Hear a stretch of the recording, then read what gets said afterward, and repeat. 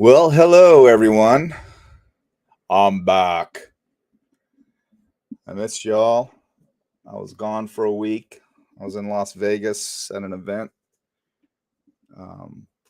Back now, trying to get caught up. Fortunately, I've got a great team, and my team has kept everything together while I was gone and actually helped me with some content. And we've got a great show tonight.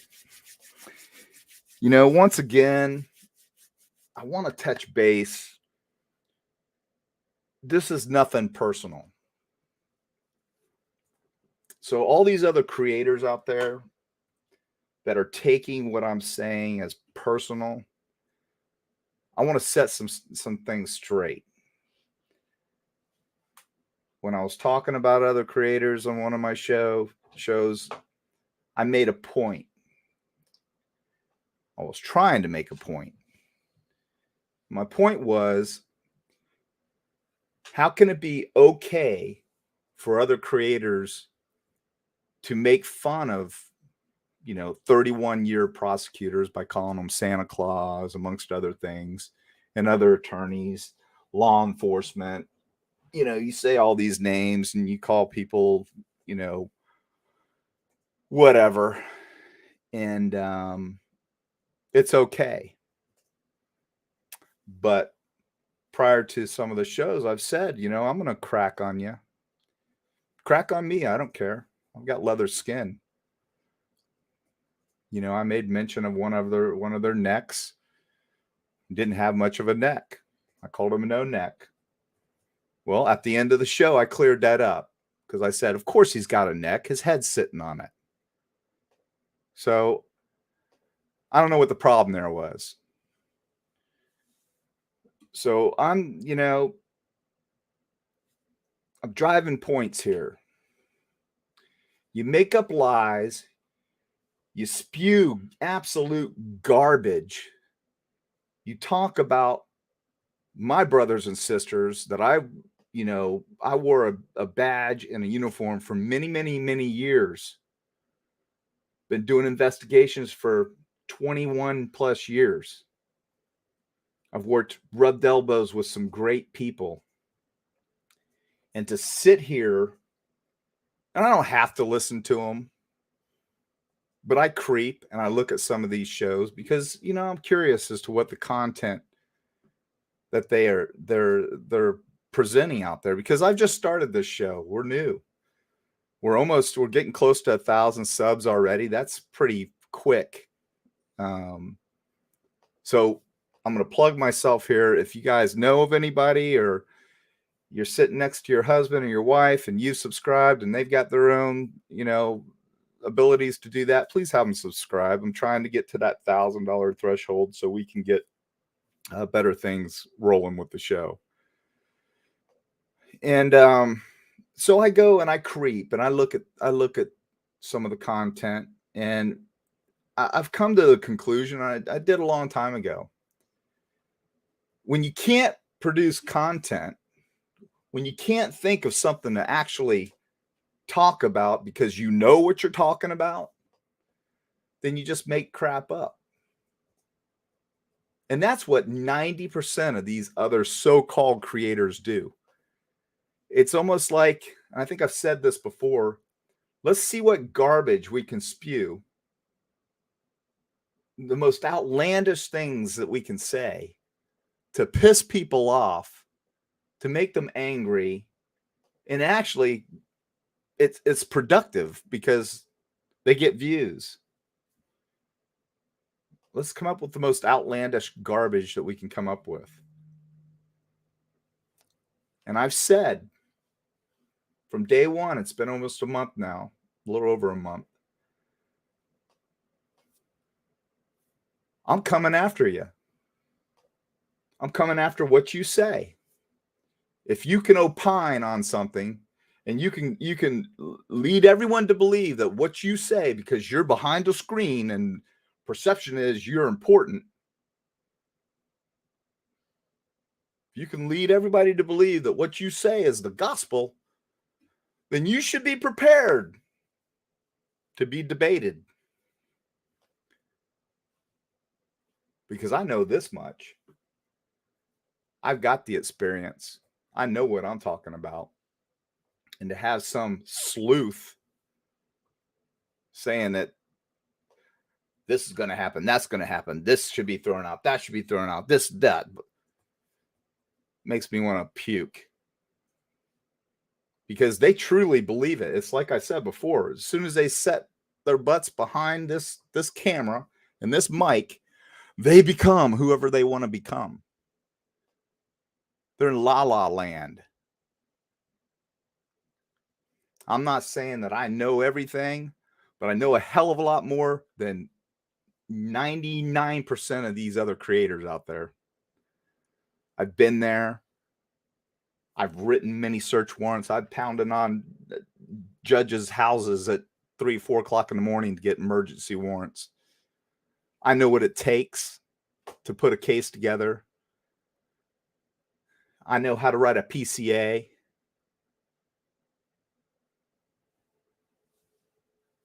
And I know what a jury is going to do most of the time. But today, it's getting real hard to predict what a jury is going to do. I think we're in a really, really rough time here in the United States because we have a constitution. Now, I believe in the Constitution.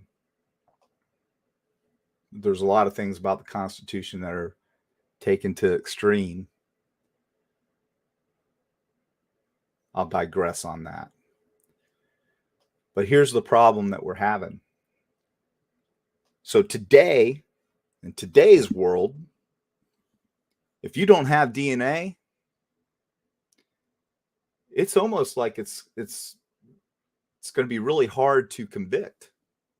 What did we do for all these years pre-1991 when we didn't have DNA? What did we do? We did investigations. We did interviews and interrogations. We looked for witnesses. We built cases. We used circumstantial evidence to help build a case. That's totally legal. But I'm feeling like we're leaning to the point where if we don't have that DNA, then you're not going to convict a 12-member jury or convince a 12-member jury to convict. Only takes one. Remember that. And a lot of times, unless it's a capital case, state may not retry it on a hung jury. That, my friends, ladies and gentlemen, is scary. Because I can promise you right now, if I wanted to walk into the next room and take somebody out, and I premeditated it, I could do it without leaving DNA.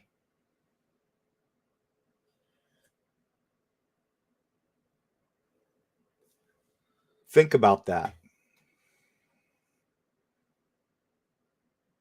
Think about what it takes to actually build a case. Think about how hard it is for these investigators to do their job. You actually believe? Does anyone actually believe that multiple agencies would conspire together and risk their careers, every one of them risk their careers to make up lies, plant evidence, Do you honestly believe that? If you do, leave my show right now because I don't want you in here. It's disgusting to me. No, I take that back. Stay in the show. Come on my panel and let's discuss it. You better be prepared, though, because I promise you, I'm not going to be easy on you. You better be prepared. Just like moving forward, these people can attack me. They can do all, I spoke with another creator earlier today, and she's like, John, you got to be real careful. You're going down that road, and these people are vicious. I don't care. Bring it. Don't sing it. There's nothing you could do to me. I'm standing up for what's right. I'll put my head down at night and I'll go to sleep and sleep like a baby. Question is, can they? Lana, can you put your head down at night and sleep like a baby? Or you got to worry about somebody pounding on your door to serve you? Dago, can you put your head down at night and sleep like a baby? Not real sure. Don't know you well enough to judge your character. Rory, that's who we're going to talk about tonight. We're going to talk about Rory, who is probably, in my opinion, I don't know if I want to say just as bad as Lana, but he's approaching it. I don't think he's as vicious as Lana. I don't think he's quite as vicious. Do I think he's an ignorant fool? Absolutely. Do I think he's doing all this for clicks? Absolutely. These are my opinions, of course. Do I think the people on his panel are pathetic? Absolutely. And you'll see that tonight. Do I think that he exploits people that come onto his panel? Absolutely. He's got a full-blown,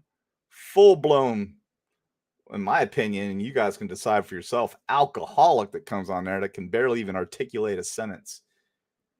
Yet he gets into conversations with them. The whole panel does. Lets him spew about cases. Why does he do that? Because you know what? People want to see that garbage. They want to see that idiot come on his show and make an absolute fool out of himself. That's where we are as a society. And you know what?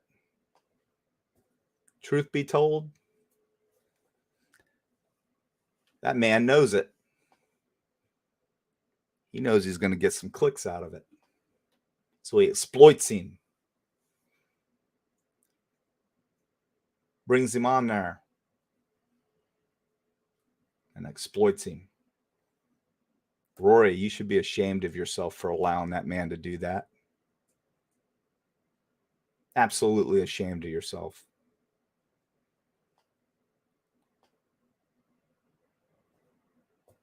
All of these people should be ashamed of themselves. I'm an American. I love my country. I love my citizens. I love Democrats, Republicans. I love them all. Doesn't matter to me. You know what matters to me more than anything? As far as the country goes, is what this country was founded on. We have a constitution. We have laws. We are a nation of laws.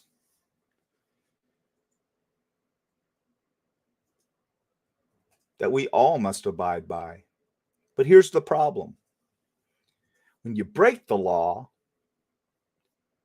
you get caught up in a mistake that you made,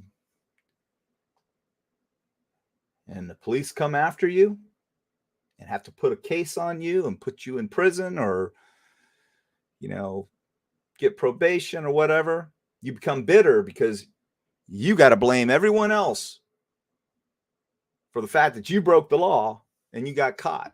So what do? You hate the police. You hate them forever because you were a dumbass and got caught. You'll hear one of the people on his panel actually talk about the fact that his entire family was indicted. And I didn't even know this, and I predicted it. You can ask my mods. I said, this guy is straight up thinks he's a mobster. And then he talks about his whole family getting indicted. And I said, they were probably indicted for racketeering because they're probably exactly what we think he is by listening to him. Don't know if it's true. Let you guys decide. If you listen to his tone, the way he carries himself, straight up mob stir wannabe. I don't know. But I do know this. I'm not going to stop. I love this. It's easy for me and it's easy for my team to just watch these shows and bring the content to me. Bring it to me. Because I'll take what they say, especially when I know they're 100,000% wrong. I'll dissect it. I'll talk about it. You guys can come in here and talk about it. We're going to have some call-ins. We'll have people on panel. Again, this is a growing process. Do I want the show to grow? Absolutely. Do I have time to sit behind this computer 24/7 and create stupid, silly content, 4 or 5 minute shows every 3 or 4 times a day? No. I have 5 kids. I have a life. I have a career.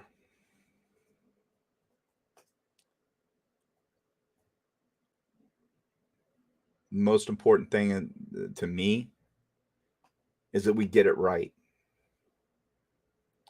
And for people like Rory, Lana, Dago, CJ, I could name many others, to be allowed to have a platform. And I get it, First Amendment. I get it. We all have the right to free speech. But just because you can say it doesn't mean you should.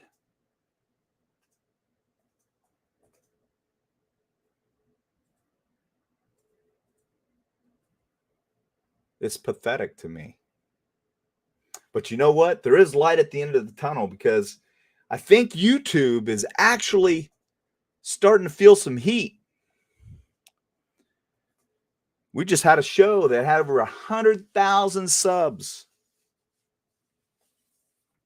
Bye-bye. YouTube said, see ya. Over 100,000 subscribers.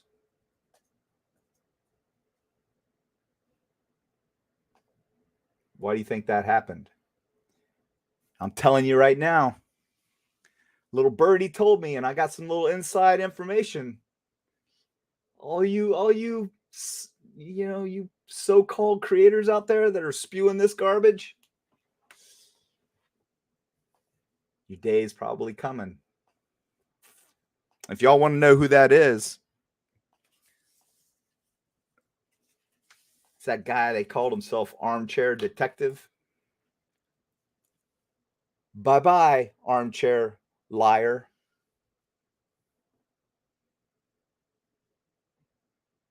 Made a lot of money doing this. Been on here for years.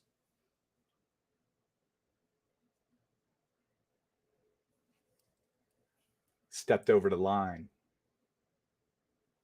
Just like somebody else just recently stepped over the line and got spanked. That person better be on her P's and Q's. She better watch it.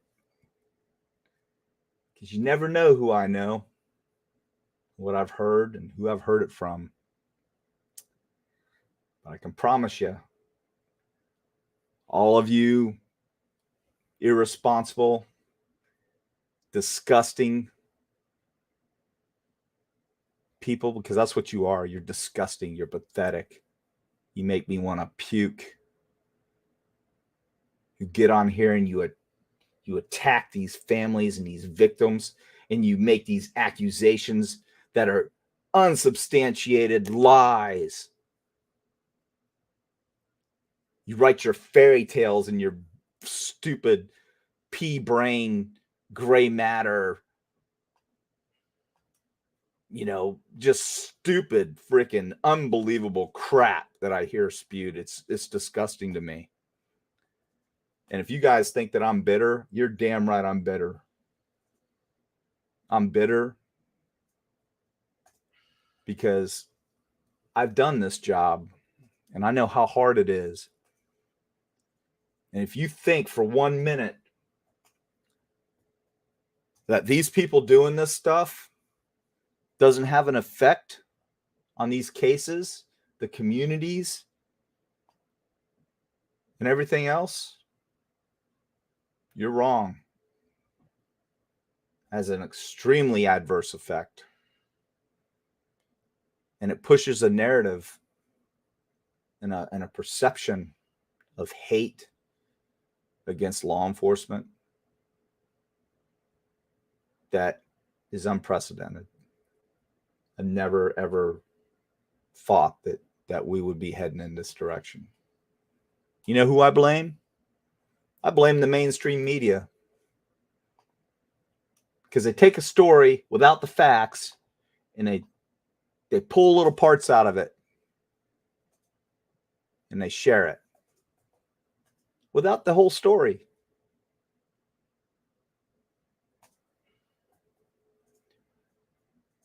Here in Daytona Beach, we had an officer that was shot in the head, murdered. Body cam footage said, you could hear him saying, don't do this, as he's struggling with the guy. He shoots him in the head. Guy got away, went to Georgia, went to some right-wing hate racist group. Finally catch him. Just had a trial last week. Manslaughter.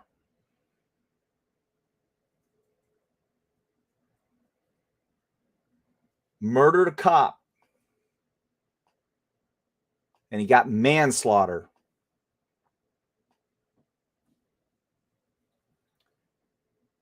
Is that a nation you want to live in?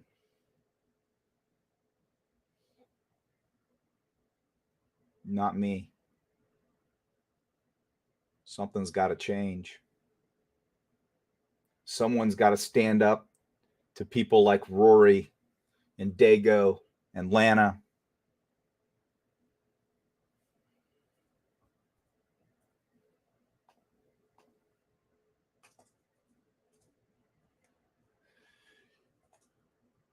Makes me sad, everyone.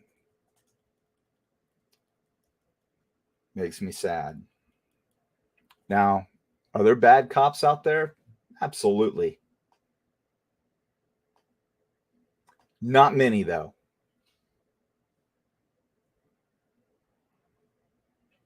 There's over 1 million police officers.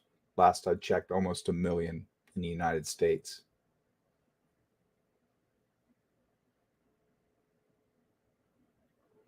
Think about that. Think about how many encounters they have daily and how many incidents that we actually have. Very small fraction. But all you hear from the mainstream media is the bad. You don't hear that a guy like me gets onto a bus where a lady's going into labor, no gloves, no nothing, and helps deliver a baby during an AIDS epidemic with no regard for himself. You don't hear about that, though, do you? You don't hear about the guy that takes off and jumps into a lake, doesn't even get his high-tech boots off because he sees a kid struggling to swim, about to drown, almost drowns himself. You don't hear about that, though, do you?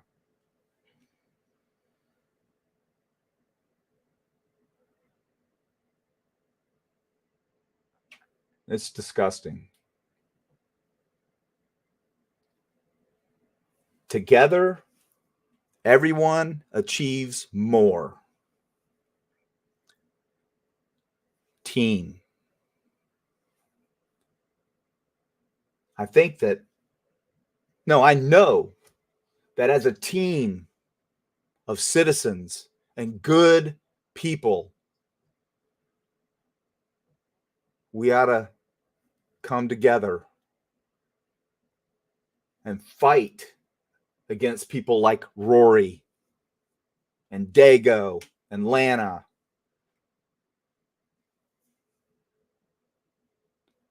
Why are we allowing them to have this platform with no heat?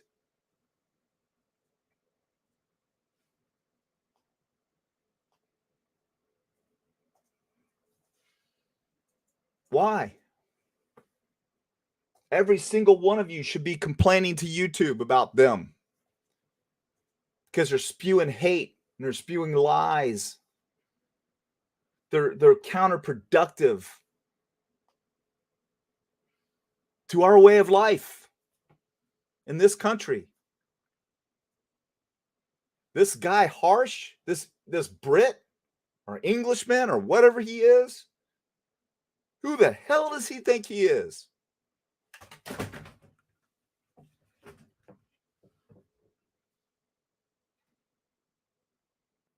Talking about my country and my legal system, our legal system.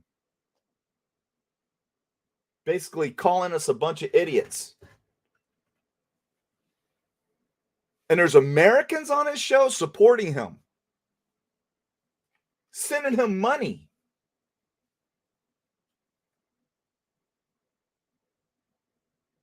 This crap is everyone that I've mentioned, pretty much their sole income, as far as I know. Now, I don't know about Rory. It appears like Rory may actually be in a warehouse somewhere, maybe at his job doing a show. I wonder if his job knows that. I don't know that for sure.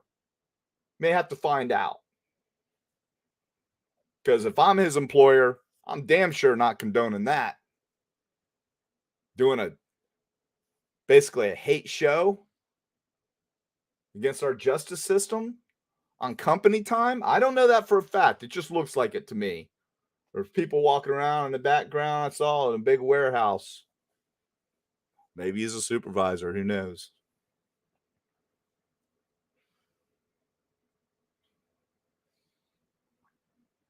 Harsh. I'm coming after you too, buddy.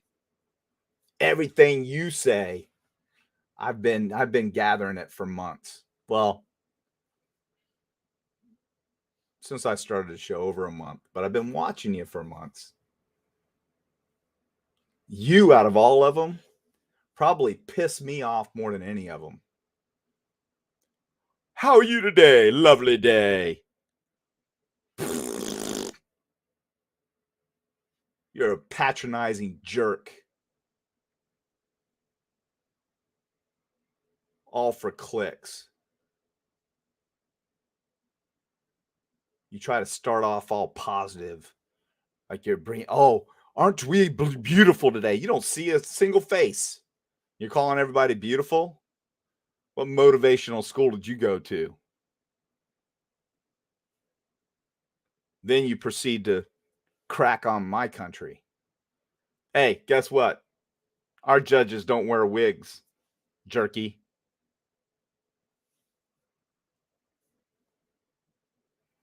So we're going to move on. And I want to thank my team because they have worked tirelessly. I asked them to do something for me while I was gone. And I'm just impressed. And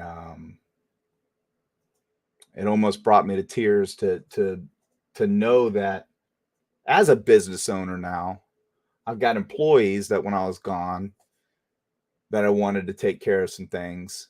And for the most part, they did, but they let me down a little bit.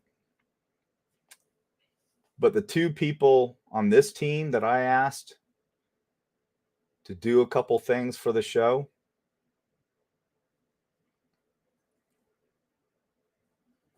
Kelly and Patty and Mindy, and Diane, they all work together. Together, everybody achieves more because they believe in what we're doing.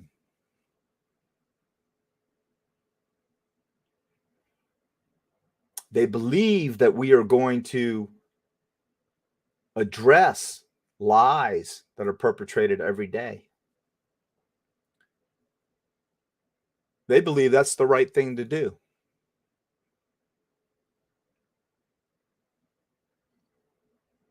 I know it's the right thing to do.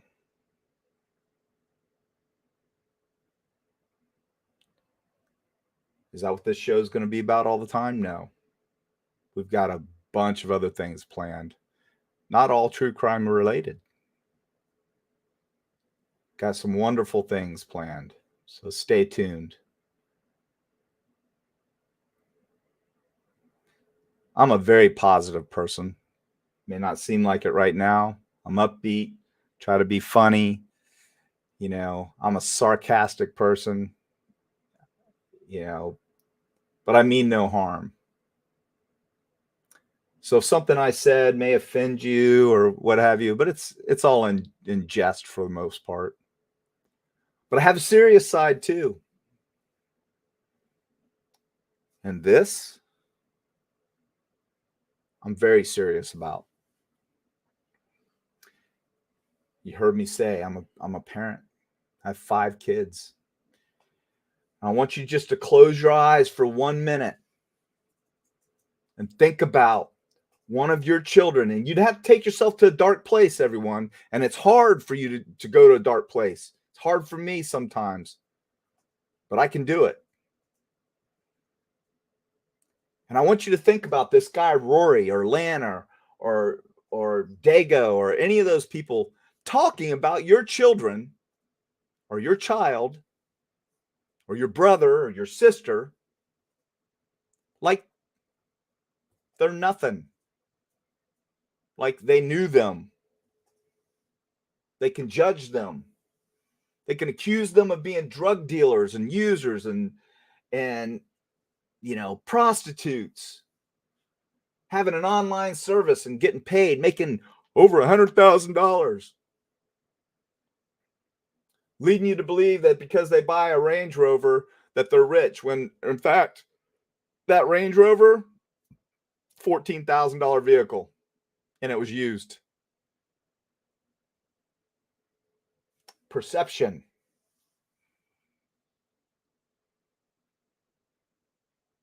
Subliminal messages. They're powerful.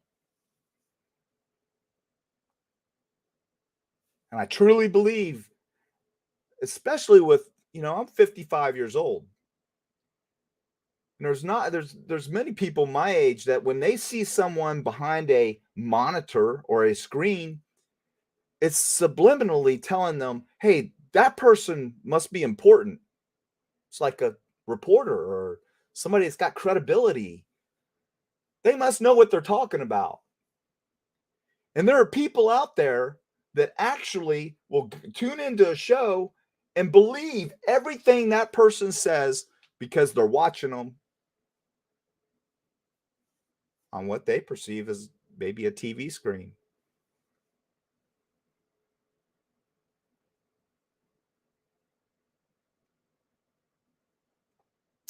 It's the truth.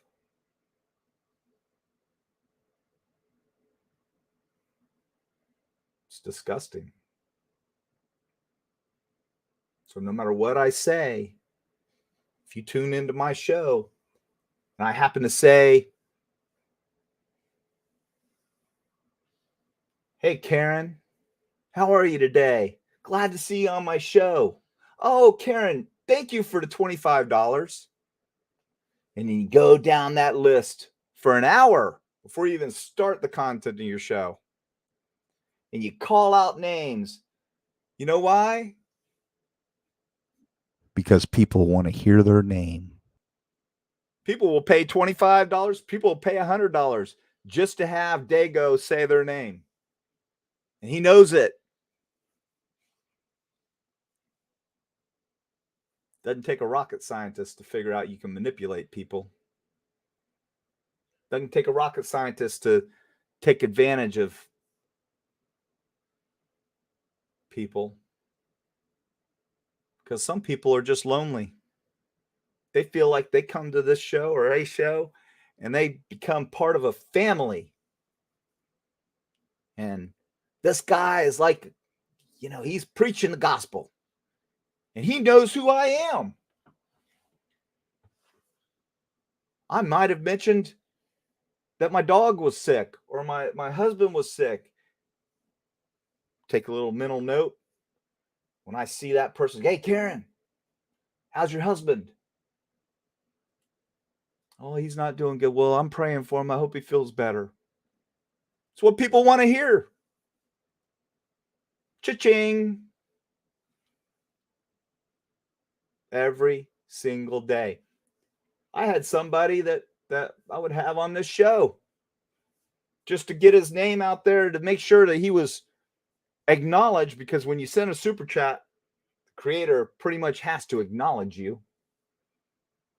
If he's being ignored in chat, let's send a $5, $10 super chat. Gets acknowledged. Oh, man. I feel so much better now. I thought Dago was ignoring me. That's the truth. I'm speaking the truth. I'm being real. These people are unbelievable. Or are they believable? Is that where we are today? Are we a bunch of people that can go out and get on disability? Not saying that there's anything wrong with disability. Some people really need to be on disability, but some don't. I know a few that could work. They suck on that government tit, though. But the government's lactating, so it's easy. Why would you work when you can sit at home and double dip? But you know what the government doesn't know? That disability doesn't know? Is how much money you're making when you're double dipping.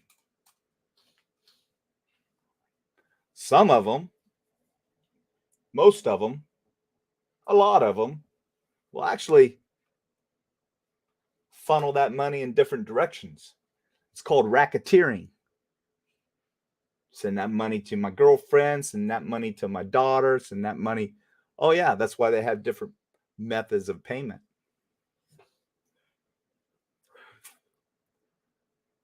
Yeah, it's a scam, people. If you're one of those that goes to those shows and you fall for that garbage, I don't know what to tell you. Your IQ is probably hovering around 35 or 40. But if you have common sense,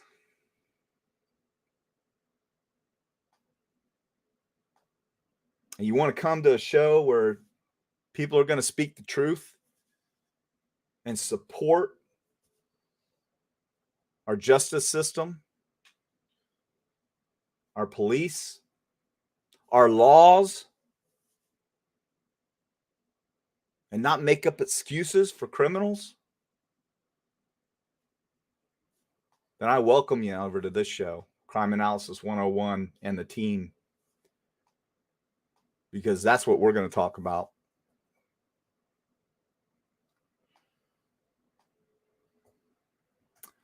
So we're going to get started here, and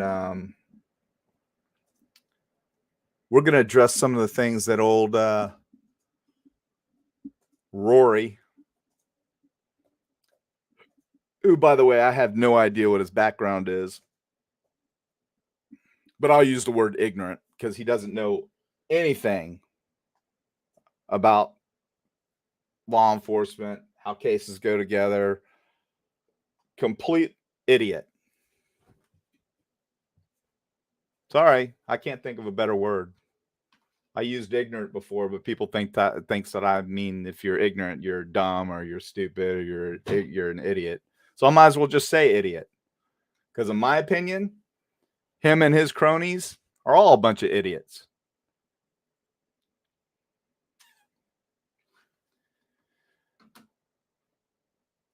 So the thumbnail was made by the lovely Kelly D. And if you looked at the thumbnail, can you pull it up? You'll see everything that she did. Hello, Kelly. Are you muted? Hey, everyone. Kelly did this thumbnail. Thank you, John. And it's awesome. So let's minimize these so everyone can see the thumbnail. We'll do that. Yeah. I got my son Tanner here. He's helping me. I can do this, but We love Tanner. He's here with me. This is my 15-year-old. Pop in here and say hey. Ah, no. Oh no, he's having a bad hair day. He doesn't want to. He just got back at you. He put his full screen. All right. So if you look here, Kelly called me while I was in Vegas. She says, "You're gonna love this thumbnail." You know, she had all these, you know, this internet background, the cyberspace background, and I'm like, okay, send it to me. She sent it to me, and I'm like, wow, that's awesome, Kelly. You're so sweet. So John. she put in here, you know, I told her my vision and what I wanted, and she said, you know, I said I want to have a conversation about consequences of what these people say, what these alleged creators spew. Lack of accountability, bam. She must have been writing it down. Conspiracy theories, bam. Not based on facts, very important. Outrageous lies, very important. Clickbait and greed. I think I pretty much covered all that so far tonight. So we're going to talk about old Rory and his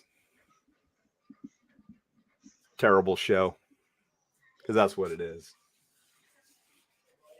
And what's it called, Kelly? What's that show called? I don't even care. Thou shalt not kill. Not kill. True crime. Thou shalt not kill. And what is it called? True crime? Yeah. So pathetic. Yeah. That's an original name. So let's start off with the video that the teams put together. And you'll see me pause it, and then I'll talk. And we'll dissect it as we go. And it'll be fun. And I expect you all to voice your opinion in chat. And then at the end, I'm going to do 5 minutes, and I'm going to have an open phone line, and I'm going to have you guys call in. And I want you to spew all you want.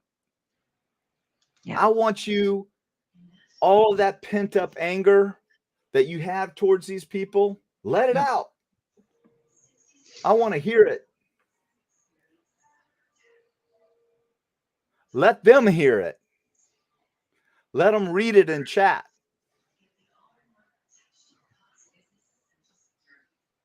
Yeah. So let's go ahead with it, Tanner.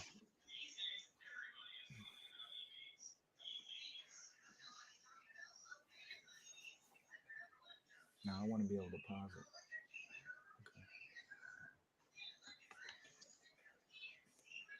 Okay. Give us a moment. It's loading. I had to have Spectrum out here all day today because somebody hit our tower outside and messed it up right before I left, and it hasn't been the same since. So supposedly they got it fixed.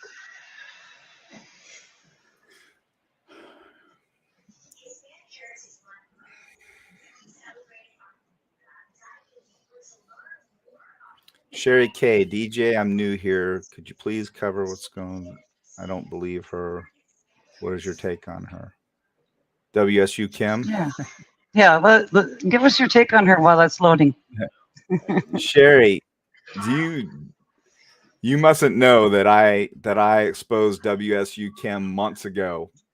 I actually had her, interviewed her, made her look like an absolute fool. She actually even said, when I said, so there's 5 people that were in there, tell me about one of them. She constructed an answer right then and said, and I quote, well, one of them was a plumber from the university. They turned him into a fugitive. And he carried a wrench in and hit Ethan in the head with it. So Sherry K, WSU Kim. Now, do I believe that she actually lives there and that she has children that went to WSU? Yeah, I do. But in my opinion, this is my opinion, I'm not a doctor, she's batshit crazy. Mm-hmm. Sociopath. And excuse my French. Mm-hmm. But for her to get away with the things, and here's the thing about WSU Kim. Even after I exposed her and totally made her look like an absolute lying idiot, other shows continued to have her on. They continued to have her on. You know why? Because she said these outlandish things. And it's almost like people want to believe it.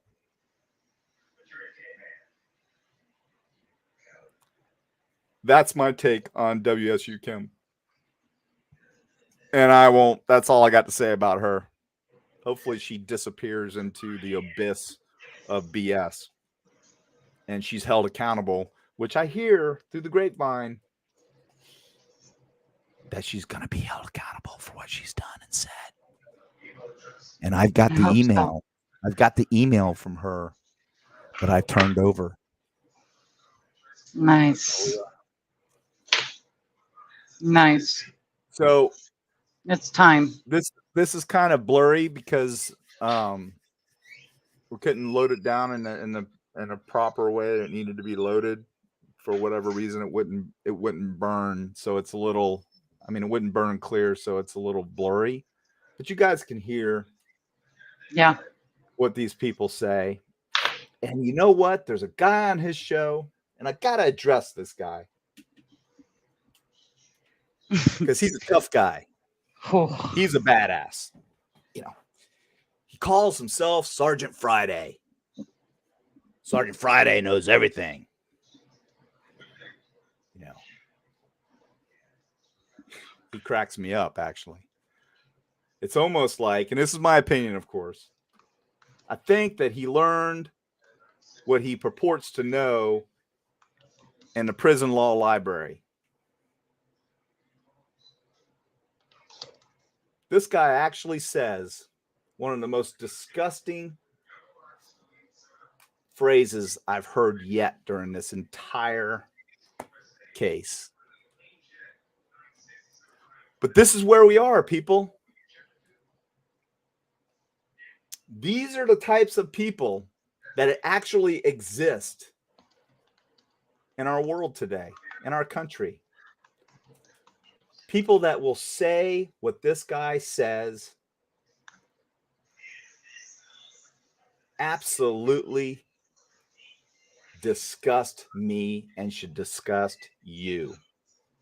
And each and every one of you should go to that show and tell Rory how disgusting this guy is for saying this.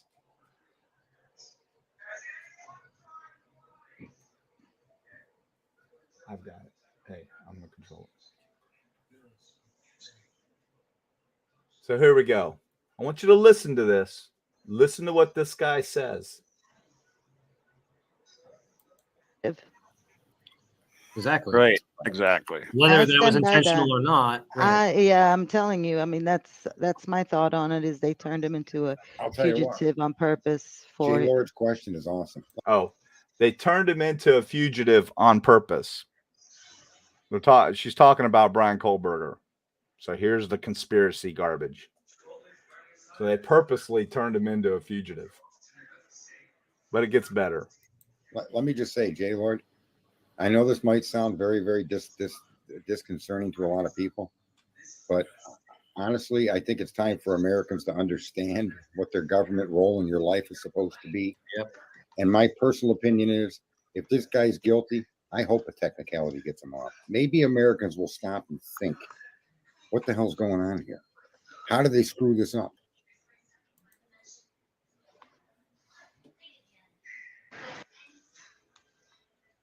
You heard it. Old Sergeant Friday. I know his real name, by the way. Old Sergeant Friday actually said to J Lord, I love J Lord. She comes on this show. Hopefully she's going to be on here tonight. She asked a good question. This guy actually said, if he's guilty, if Brian Kohlberger,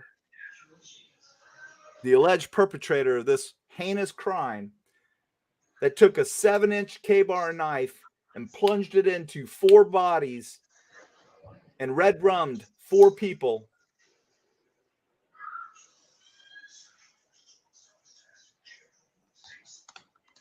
if it's found to be true that he did it, old Sergeant Friday wants him to get off on a technicality, wants him to walk, wants this man out in society.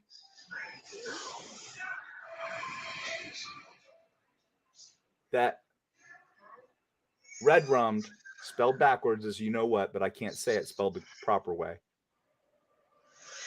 4 people. People, not animals, people.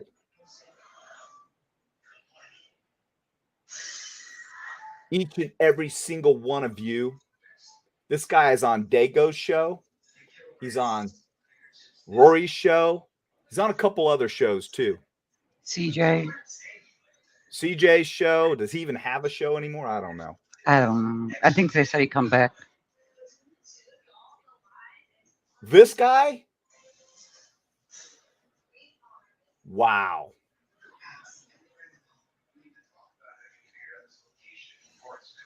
I'm going to let you hear it again. Just listen. People.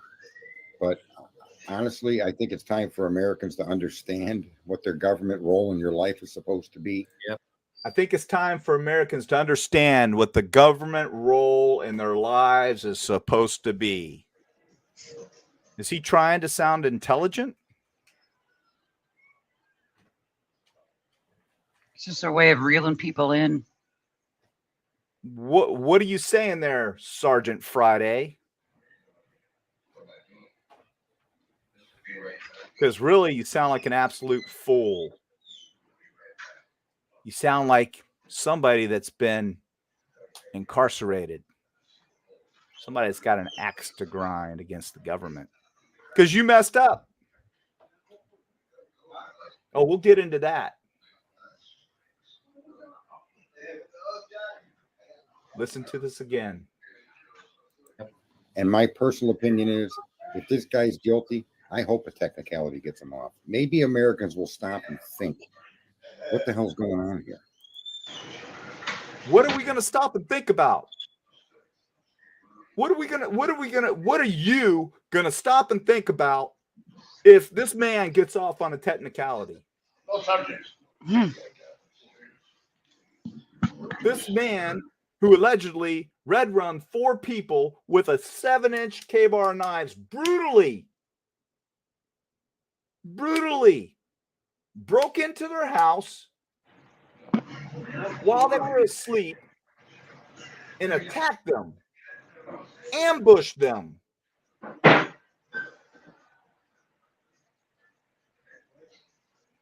And this man's worried about what the government's role is in our lives.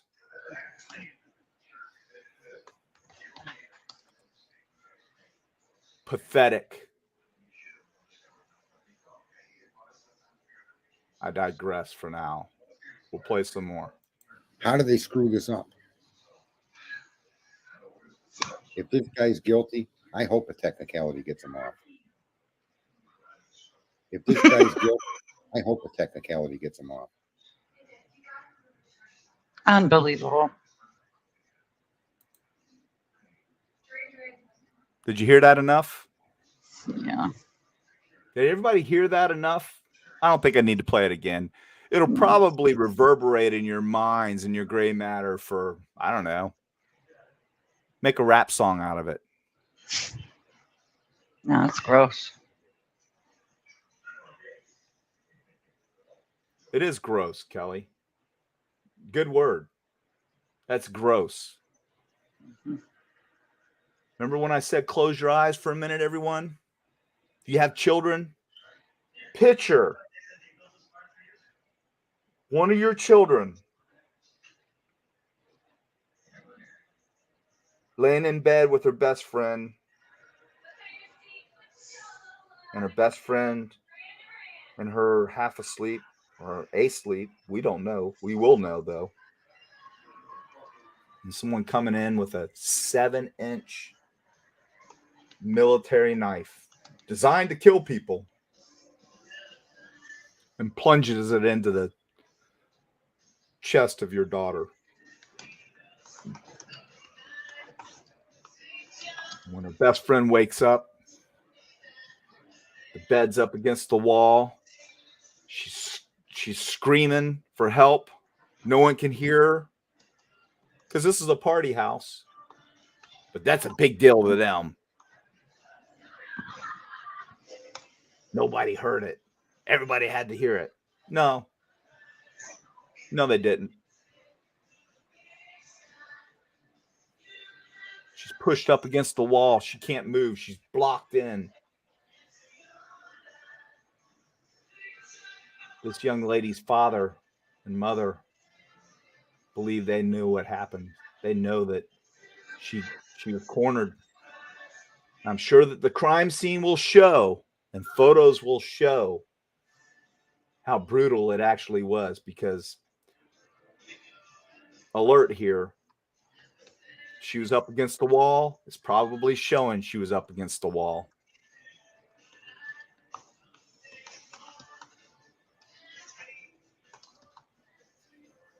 Think about this too. I believe they were probably still in the bed. In fact, the PCA says that. So could I get in there, commit that act, and walk out of there without tracking blood all over the house? Certainly.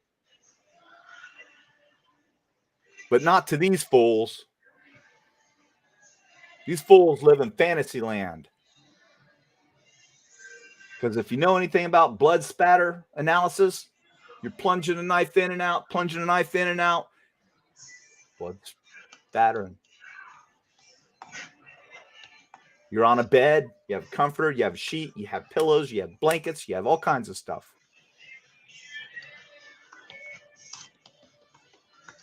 But to these people, it's impossible. There should be blood everywhere. Yeah, after he walks out of the room when they bleed out. That's why you see the blood downstairs in Xana's room running down the foundation under the sill plate, because whoever was back there bled out. And blood is very viscous. It's like oil. You've heard me say this before. You could dump water against that sill plate and it wouldn't run down that foundation as well as blood, because blood will find a way to get through. It's very slick, just like oil is designed to get into the rings of pistons and cylinders and lubricate. Blood's designed to lubricate, carry oxygen, do all kinds of things. Very slick. But to this guy, Rory, and his cronies, they know.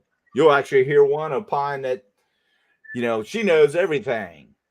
What do you have, crime scene photos that the rest of the world doesn't have under this gag order? That's what cracks me up, everyone. These people actually act like they were there, that they know all of this information that none of us know. But they know. I mean, he must be making so much money on his show. He's just paying investigators off, and he's got some snitches within the department. He's got all this intel. He's got a CI. Oh, it gets better. He walks in through the slider, walks straight. Now, whose door is straight from the slider? DM. Thank you. So he's got to make a right and go up the stairs. And we've been through this. How close in proximity are the stairs to Dylan's room, to the Not step even a that leads into the living room? Step and a half or something. Yeah. Exactly. So I'm sorry, Miss DM. If you're home, maybe you're not. We don't know. But if you're home at 4 a.m. and you hear somebody walk in through the slider and then start walking up the stairs, when you already know that your roommates are home, why didn't you open the door and say something then? Hey, newsflash, genius. It's 4 a.m, 3 a.m. So you're saying he's referring to DM, which is Dylan, like she's committed some crime. This man is actually attacking a witness. So he's saying that if she heard the sliders open and someone walk in and walk up those stairs, that she should have came out of the room and questioned who it was. We're talking about a party house in a college town. 3:30, 4 o'clock in the morning. She was probably asleep. Right. But to this guy, it's unreasonable that she would be asleep and not get up and open the door and see who came in the slider. Not to mention we have a dog involved here. What's the first thing you do when you're out partying all night? You probably take the dog down the stairs and out the back slider doors. Not going to take him out the front. There's nowhere for the dog to go to the bathroom, but out the back there was plenty of area. Yeah, they did. I know that's what I do with my dog. Yeah. I'm sure that it was very frustrating at times for those who live downstairs. You got a dog jumping around, making noise all the time. I've lived in apartments. My neighbor upstairs had a German Shepherd. Sound like a herd of elephants. Yeah. But this guy attacks Dylan.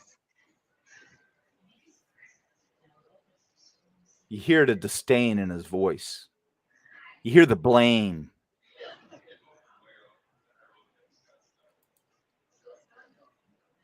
I just wish I could help these Guy kids. walk upstairs and take out 2 people in the same room. Yeah, that's why I think she wasn't there, dude. That makes She no would have sense. heard it. We know how. Kelly, who was that? Was that Tommy guy? Which one was that? I forget. The second one down, Tommy. The smoker. This guy on his panel says, that's why I think she wasn't even there. Oh, no, she wasn't there. She lied during the interview, and and said that she was there and she saw eyebrows, and she just lied. She just made that up. She wasn't even there. Really? Wow. People believe this crap. People go on and watch this crap. People give this guy money. How loud that house is. We know how loud that house is. Oh. We know how loud that house is. We know how loud that house is. You ever been in that house, Rory? Have any of you ever set foot? Oh, wait. You must have been at some parties there.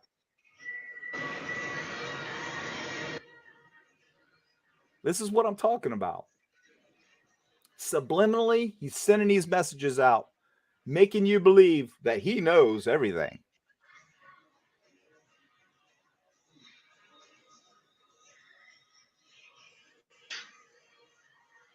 You don't know anything, Rory. Nothing. We don't know anything. And you think that that PCA holds water? I have a glass of Dr. Pepper here. That glass was full to here. That's what you're going to get at trial. What we've got now is about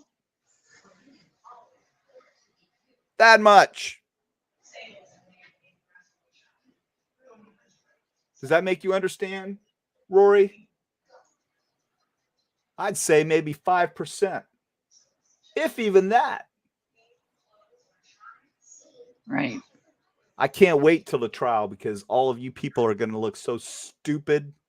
And then you're going to say, well, I always knew he was guilty. I just didn't hear the evidence. Now that I hear the evidence, oh, well, you know, that's what you're going to do while you're laughing to the bank all these months, making all this money, spewing all this garbage, insulting people's intelligence, manipulating them.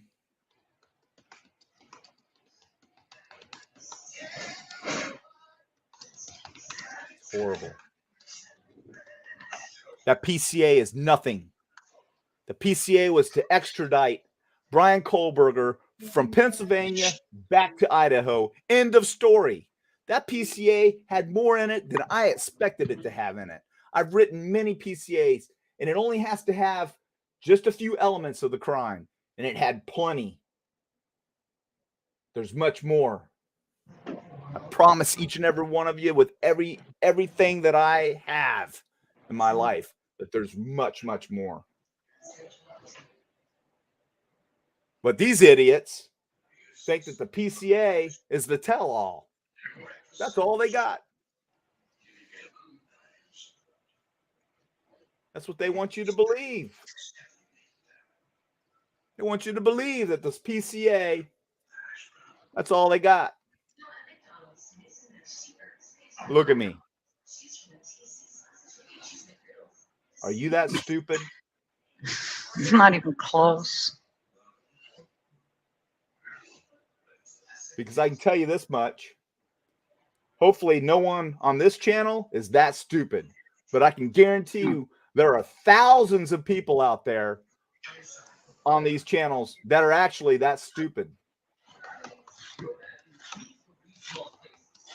Now, I used the word ignorant before because to me, ignorant is you just don't understand the process. I'm beyond ignorant now because by now, you should know. You should have done a little research. You should know watching other shows. You should know hearing people talk about a PCA and what it actually is and what it needs to have in it. That's not the case. The case is in the incident report. That's the book that is written to lay out what happened. That's the culmination of evidence, which, by the way, they're not done with yet. So saying that the state is withholding evidence, wrong. State doesn't have all the evidence yet. It's coming. It's a process. It takes time. You've got multiple agencies and entities working on this evidence. And it's got to be right. Because people like Ann Taylor are going to come after them. Create these masterpieces of motions full of bullshit, playing on words like knife sheath placed on the bed.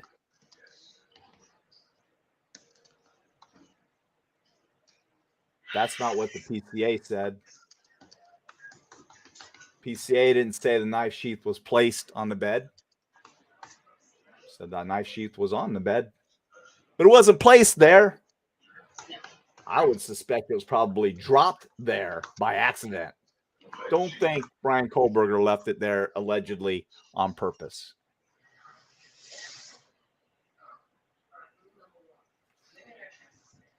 There are thousands of people out there who believe other. The room, Maddie's room upstairs, was really, really small. So thinking of the blood and all that, you have a small concentrated area. So, you know, not only do you have the noise, but you have a super small concentrated area where, you know, it would have been blood all over, basically, right? Right. If you think about it. So there's no way it can, you know, like a bigger room, you know, it might be easier, but a small room like that, I don't know. No, Yeah. This is good. Yeah, you don't know. You don't know. What's this girl's screen name? What is it? Golf? What is her screen name? Golf something? Golf inspector. Golf inspector. Hey, golf inspector. You need to probably concentrate on inspecting shafts and balls.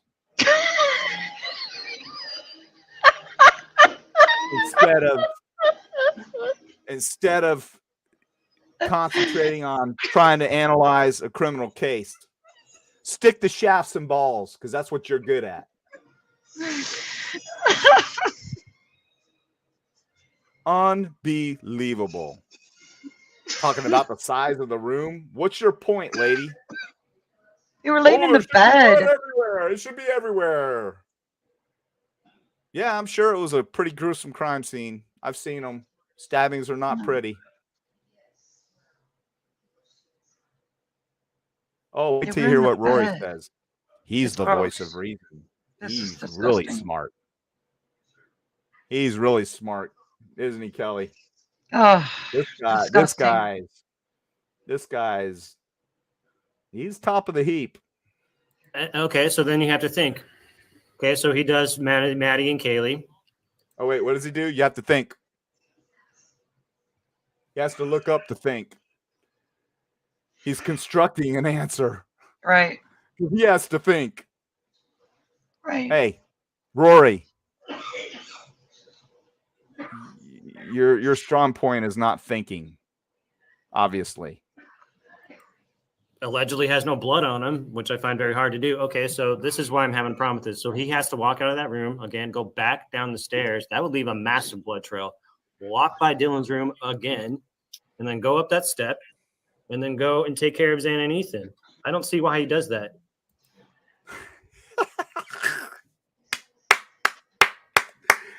Oh, man. Oh, man. He's not done yet. I mean, I don't know. He's covered in blood. Rory, how do you know that? I mean, he's got his crystal ball, everyone. Roy's got he's got a crystal ball. And he's got all the answers. He saw this event happen. It happened in his crystal ball, and he's telling the story. So listen to him. And let's see how compelling his story is. All he needs to do is, I don't know, maybe this is where I'm having a problem. Because why is Dylan left alive, and why does he have to go after Xana and Ethan? Why He is Dylan wanted- left alive? And why does he have to go after Xana and Ethan? It's like Well- he wants Dylan to be dead. It's sick. It is. It's almost like she should be dead. She should be red rummed. She should have been laying in front of her bedroom door with massive gaping holes in her. Horrible. And why would he go after Xana and Ethan? Well, could be multiple scenarios. I don't want to speculate, but there is a bathroom just outside that door. I mean, maybe they were going into the bathroom. Maybe he confronted one of them coming down the stairs. They know that a masked man shouldn't be walking through there. I don't know. Maybe because Ethan's a big dude. Maybe he didn't even give him a chance to even react. He just went after him. That's the reality. That's what I think is probable. Not this guy, though. This guy has a problem with it. He's got a problem with it. Unreal. Well, you know, that little statement, it's okay, I'm here to help. That may have been. Oh, here we go. Here we go. Here's Sergeant Friday again. Here's the badass. The baddest man on YouTube, Sergeant Friday. Biggest loser. He knows everything. Oh, this guy actually cracks me up. He's so full of himself. He probably looks in the mirror all day long and prepares for this show. What show am I going to go on now and be a badass today? I'm going to put that mask on. I'm going to be badass defense attorney, Sergeant Friday. Don't insult Sergeant Friday from Dragnet, loser. Right. Here we go. Because he was confronted by Xana or the young man. It's Xana, not Zana. And Ethan? Xana, not Zana. The young man. Pathetic. Ethan? Before he could aggress the premises. And so then he just carried on through the property and got them back into that room. But we don't know that happened that way. That's, the other thing is that's just a guess. But the idea that I'm here, it's okay, we're here to help. To me, I've said it from the start. Yeah. That's a cop. So it must have been a cop. Must have been a cop that said, "That's okay, I'm here to help." Hey, rocket scientist, do you know anything about this case? Do you know anything about the history of Brian Kohlberger? Did you know that he actually was a security officer? Oh, yeah. To get certified, you have to go through some courses. They teach you how to do some conflict resolution, to calm down people that are maybe involved in an affray or some kind of a fight. He had ROTC One of in the first high things. school. What's that? He had ROTC in high school too. Is an ROTC. You know, one of the first things they teach in those classes is how to calm down people in adverse situations. Okay, ma'am or sir, I'm here to help. What can I do for you? So if somebody's freaking out, his training kicked in. If that's what was said, allegedly, we don't know. He might have just said that out of just his training. It's okay. Calm down, Xana. I'm here to help.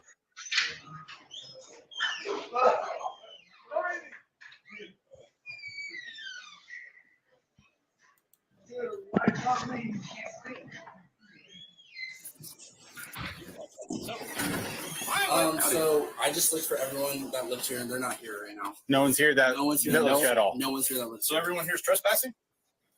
Well, no one's here that's trespassing, but no. Okay, so can we confirm that this is Hunter Johnson that is talking?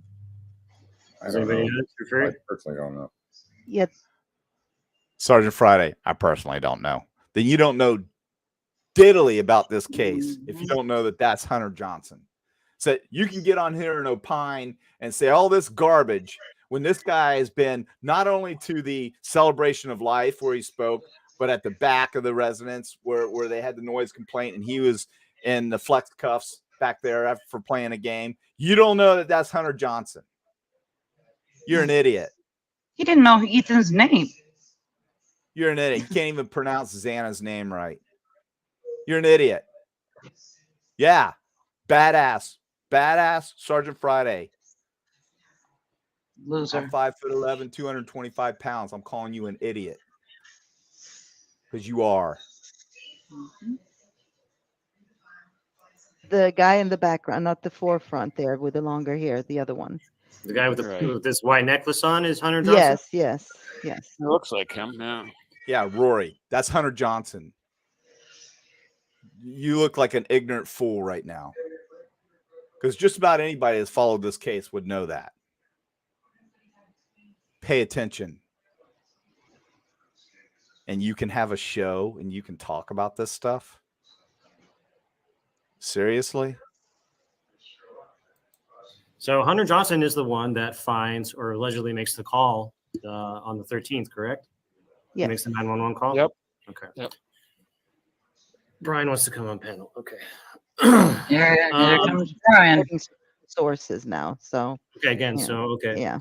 Now, I have a problem with this. Is him and his girlfriend are there. How long did it take for them to get to the door? It seemed like to me, and there was a guy on the back porch who knew that the cops were there, right?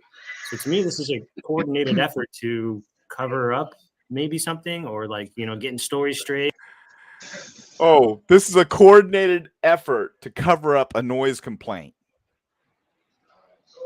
So you have a tri-level house with a porch in the back, with a couch, with sliders, and then you have the front door, which is where the police would go. Knock on the door. These guys answer it, and because there's people out back and people answering the phone are in the front door at the same time, there's something nefarious going on here. They're flushing $250,000 worth of heroin and coke or meth. It's just disgusting. These are just college kids living, having fun. Hey, Rory, what world do you live in?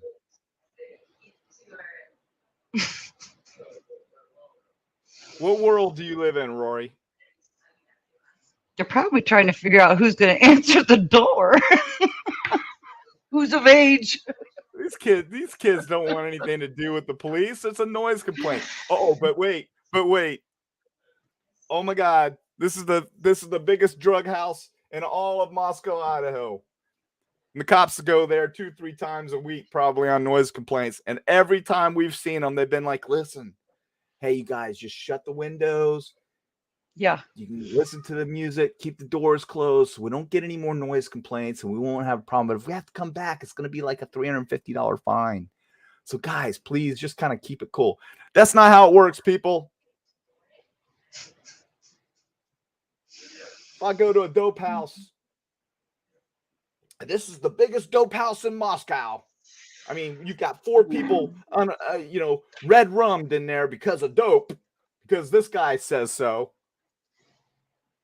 Because the cartel came in and took them all out. But yet, Moscow PD is going to go there multiple times and just say, hey, guys, keep it down. Not how it works. And how do I know that? Experience. That's how Johnny Boy knows that. Because when I went to a house that was a crack house or just a dope house or a grow house or whatever back in the day when marijuana was not legal, which I don't care about marijuana, folks. I care less. Just putting it out there. But if I went to a crack house on a legal call that I was called out for, I'm stroking some tickets. Mm-hmm. Right. Accountability. Because they're bad people. Yeah. Crack dealers. It's a crack house. Got prostitutes in and out. Drive-bys all the time. We want to shut them down. We want to end it. Sometimes it's hard to do it. Got to get a CI out there. Got to do a controlled buy. Got to do all this stuff to finally get them. Get a search warrant and take them down. Takes time. But we go to this house multiple times. We don't make their lives miserable. We just kind of say, hey, guys, calm down. We're totally cool to them. You know, this Right. dope house. Cop Look at me snooze these again, kids everyone. fine. Look at me again, everyone. Are you that stupid? Are you that naive? This guy is. This guy, Rory, believes his own shit. What were you going to say, Kelly? I'm sorry. It's just I just can't believe the amount of people that buy into this load of BS. You know, I'm so No, I grateful can. for our subs because they're great. I can believe it. They know. I can believe it. Guys, I'm sorry. This is going to be a while, but if you want to be entertained, we're going to go through this. The video itself is 40 minutes long, but I keep interrupting, so it's going to be longer. But you're going to love it because it gets better. Gets better. Hey, Rory, Sergeant Friday, Shaft and Ball Inspector. Stay tuned. It's going to get better. Because it took a while for them to get to the door. It took a while for them to get to the door. But here's my take. Okay. The truth is, Oh, here we go. Here we go. Now this guy. This guy's a drunk. What's his name? Brian Hoffman. Brian Hoffman.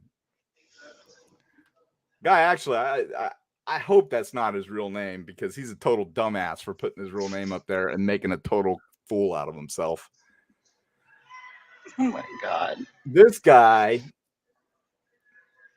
allegedly to me, he's drunk. I mean, he's inebriated. He's on whatever, but he's definitely messed up. Yeah. And this guy, Rory, entertains him. The whole panel entertains this guy like he's something.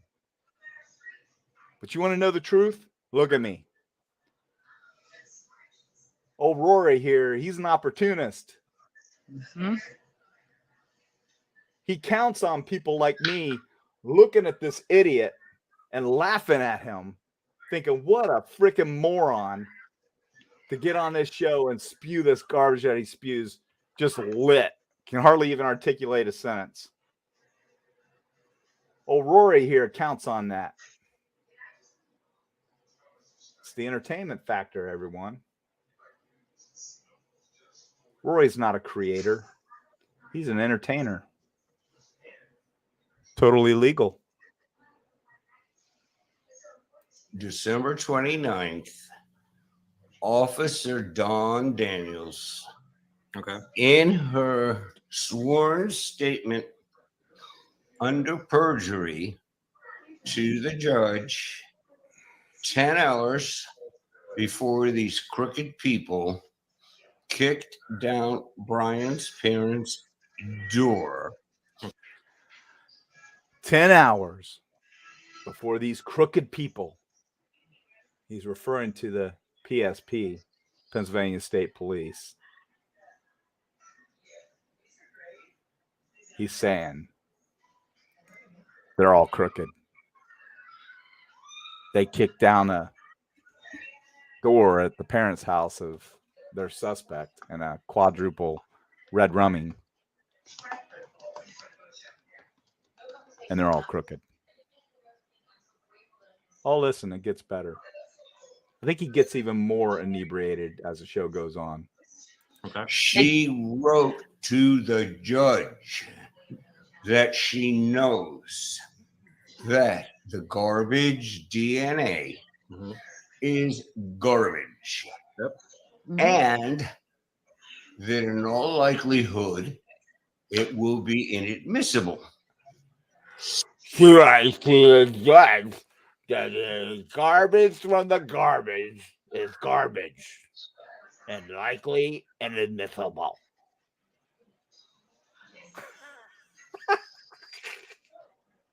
Is this guy just talking just to talk? I mean, Rory gave him a platform. This is beautiful. Thank you, Rory. So here's where I need your all's help. Okay. If you had no business kicking down the door and swabbing Brian. Oh, so now,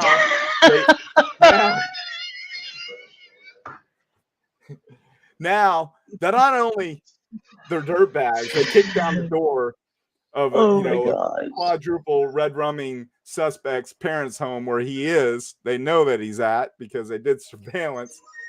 But they kicked in the door, they ran in, they threw him down on the ground and swabbed him right there. That's what this clown just says. I can't make this up, people. And these guys on panel are like, yeah, that's right. That's right. Bring it. Don't sing it. Unbelievable. This is, hey, guys, if you like coming to the show, this is what I'm going to do. These people are brilliant. I love it. I'm going to take it. I'm going to use it every chance I get. Oh, this is pure comedy. We're going to have fun with it. Hey, John. Yeah. Donna in chat or sub, she says that Brian Hoffman says he's a psychiatrist.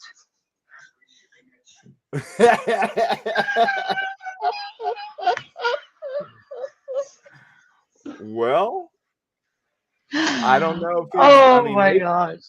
Hey, I don't know, they do have access to writing their own scripts. I mean, I don't know. Xanax is a power. Xanax makes you sound drunk. I don't know. Donna, I mean, can we get some credentials? Look him up. Look up Brian Hoffman in the medical. Yeah, look it up. See if you can find him. That'd be nice to see. I don't know where he lives. Maybe we'll have him on panel. Hey, come on up. Yeah, we got another psychiatrist and psychologist lined up to come on the show. We need some diversity. Yeah. So how on earth is Brian swab gonna hold up? Because we have a cop the day before they kicked in Brian's parents' door and swabbed him.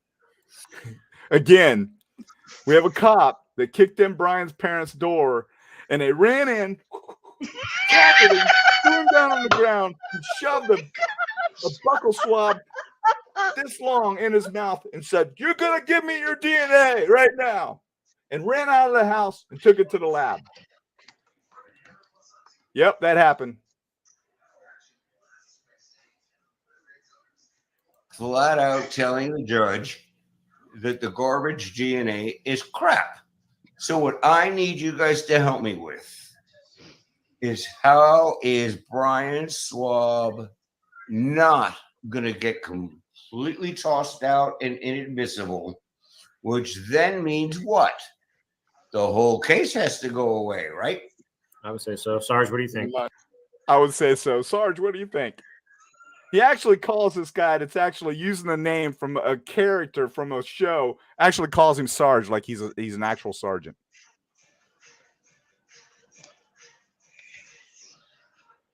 I can't make this stuff up, people. This is real. This happens every day. This guy is making a fortune because he's got these idiots on his show. It's kind of like, oh, what analogy do I want to make? It's kind of like T-Rev when he had Salvador on his show. Oh my gosh. See, what Salvador doesn't realize is T-Rev had him on the show because he was such an idiot. That's why he had him on the show. T-Rev didn't give a creepy. damn about him. T-Rev actually had conversations with me. Can you believe he said this? Can you believe he said that? I'm like, yeah, I wish, you need to cut him off when he starts getting into that kind of stuff. You make some racist comments. Probably not a good thing. But you know what? People dug it. You know why? Because it's like the Jerry Springer show. It's like this guy. This guy brings a Jerry Springer effect to the show. Yeah. People want to hear this crap. Yep. Well, it depends on their evidentiary and how they explain.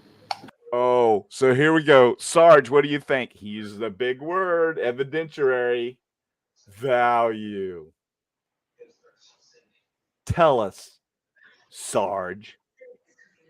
Tell us about what your opinion is on this, Sarge, because you know everything about the criminal justice system and how it works. Was it because you were part of the criminal justice system, or you were incarcerated by the criminal justice system? I don't know. I'm just asking for a friend. They got the Koberger by the car or by the DNA. That's gonna hinge on it, and I suspect their answer is going to be the car because they're a lying bunch of creeps, right? Oh, it's going to be the car because they're a lying bunch of creeps. Cops are a lying bunch of creeps. They set this guy up from the beginning. Mm-hmm. But in the end, I believe the problem for them with the DNA is that they arrested him on a warrant and then obtained his direct DNA. And that warrant was substantiated by genealogical work, which is not supposed to be used in the application of a warrant. Okay, or right, in a but court. wait, Sarge, where I get lost. Hey, dumbass. They didn't use that to get the warrant. You think that they used that to get the warrant. PCA has very little, pal. You could get a warrant on circumstantial stuff too. All kinds of things that you don't know, that I don't know, that Kelly doesn't know, that this whole plethora of people in this show right now don't know. It's a tip. That's right. Genealogy, that DNA was just a tool. You don't even know whether they actually got BK's DNA from the surveillance they were doing prior to. I have no idea. You don't know that, do you, there, Mr. Smartass? Right. Doesn't make a difference. Not going to be used. Doesn't have to be used. It's just like another tool that I'll compare it to. It's called a polygraph. Polygraphs are inadmissible in court, but guess what they do? They give law enforcement a tool because they're like, yeah, this guy's deceptive. We know he's deceptive. It works on a scale. If he's just being a little bit deceptive, we might need to lean away from him a little bit. But this guy is clearly deceptive, and you got a good polygraph operator, administrator, and he's like, man, this guy's lying through his teeth. Because they're not just asking one question. They're asking easy questions. This whole nervous thing, that's very little to do with it. Polygraphs are very good tools. They're tools. All they needed was a little bit more information, and they got it by going to the private, getting it. And they can do that. Case law supports it. Can't be used in court, but it's a good tool. I think that's going to change, though, pretty soon for the better, because it's only getting better. But listen to old Sergeant Friday, Mr. Know-It-All here, because he's educated. He knows everything. Wants you to believe he knows everything. Gets better. Cost is if I have a cop on 1229 writing to the judge, I do have it up. I can cut and paste it, where she is flat out telling the judge, wink, wink, wink. When this gets ruled out as inadmissible, how do we then go forward? You guys had no business kicking down the door. You guys had no business swabbing Brian. You guys had no business kicking down the door. You had no business Swabbing Brian.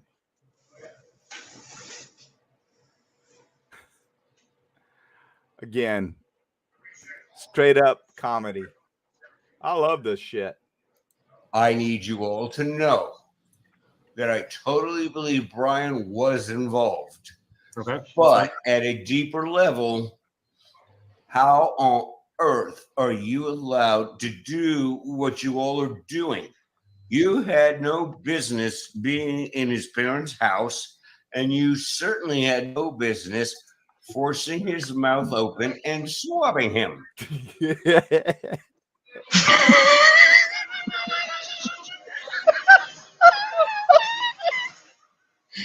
He's got issues with swabs, man. He's got issues with his mouth being forced open. The man has issues. I think he needs to see a psychiatrist. How can he be in the psych field? But who would make that up, right? As their job. Hey. So yeah, they forced the buccal swab down his throat into his mouth. Forced his mouth open. Yeah, that happened. Butt swab. Hey, John, you should see if Brian wants to come up on panel. He's in the chat. Wait, our Brian? Uh-huh. Okay. Yeah, if he wants to. It just came to mind.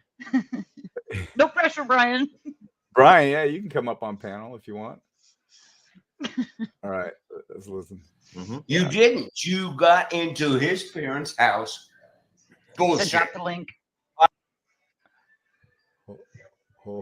Sure, we hear crickets. So he said Brian this to said who? he'll take the link. To the judge. All right, can we drop? Hold on a second. Okay.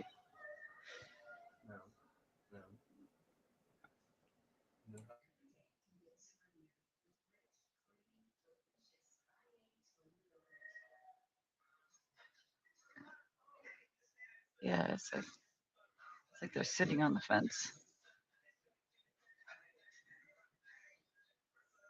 So I don't know if on Sarge's DNA. Chat's loving it. You keep talking. I got to get Brian's email. Yeah.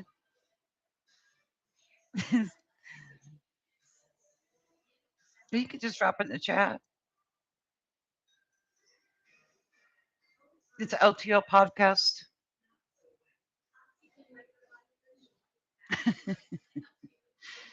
You can go ahead and play it. Brian has been on a roll lately. Yeah.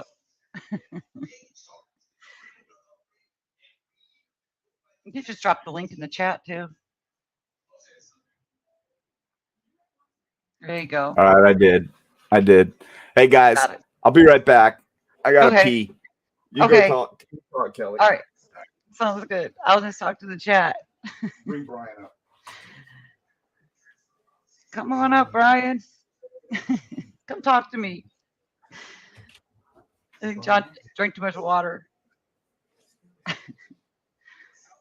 I just can't get over Brian Hoffman saying he's a psychiatrist. I got to look that one up. There's Who Brian. said they were? Hey, Kelly, how are you? Who said they were a psychologist?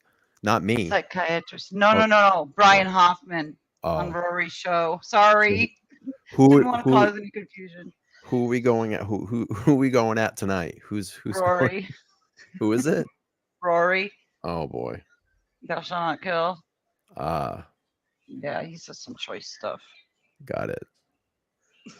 Got it. Kelly, so nice to meet you. I only see you in the chat, everyone. So you know, you've been in there. So it's nice to put a face to the avatar, I guess.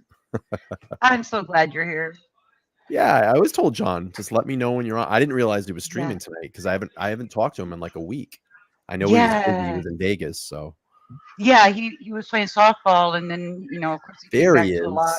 Hey, buddy. What's going on? Who are we going at tonight, John? Who are you going at tonight? It's not personal, man. I'm not going at anyone. I'm just addressing comments that they're making.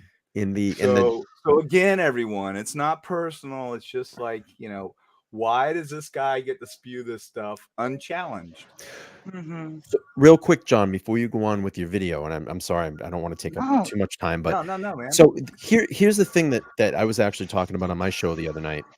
So why is it when this WSU Kim lady comes around, right? She comes around, she starts bouncing around on everybody's show, and then all of a sudden just magically disappears. But if you have all this information, this inside information, why would you be bouncing on all these podcasts to talk about it and not filing a proper police report? Now, she said that she called the FBI.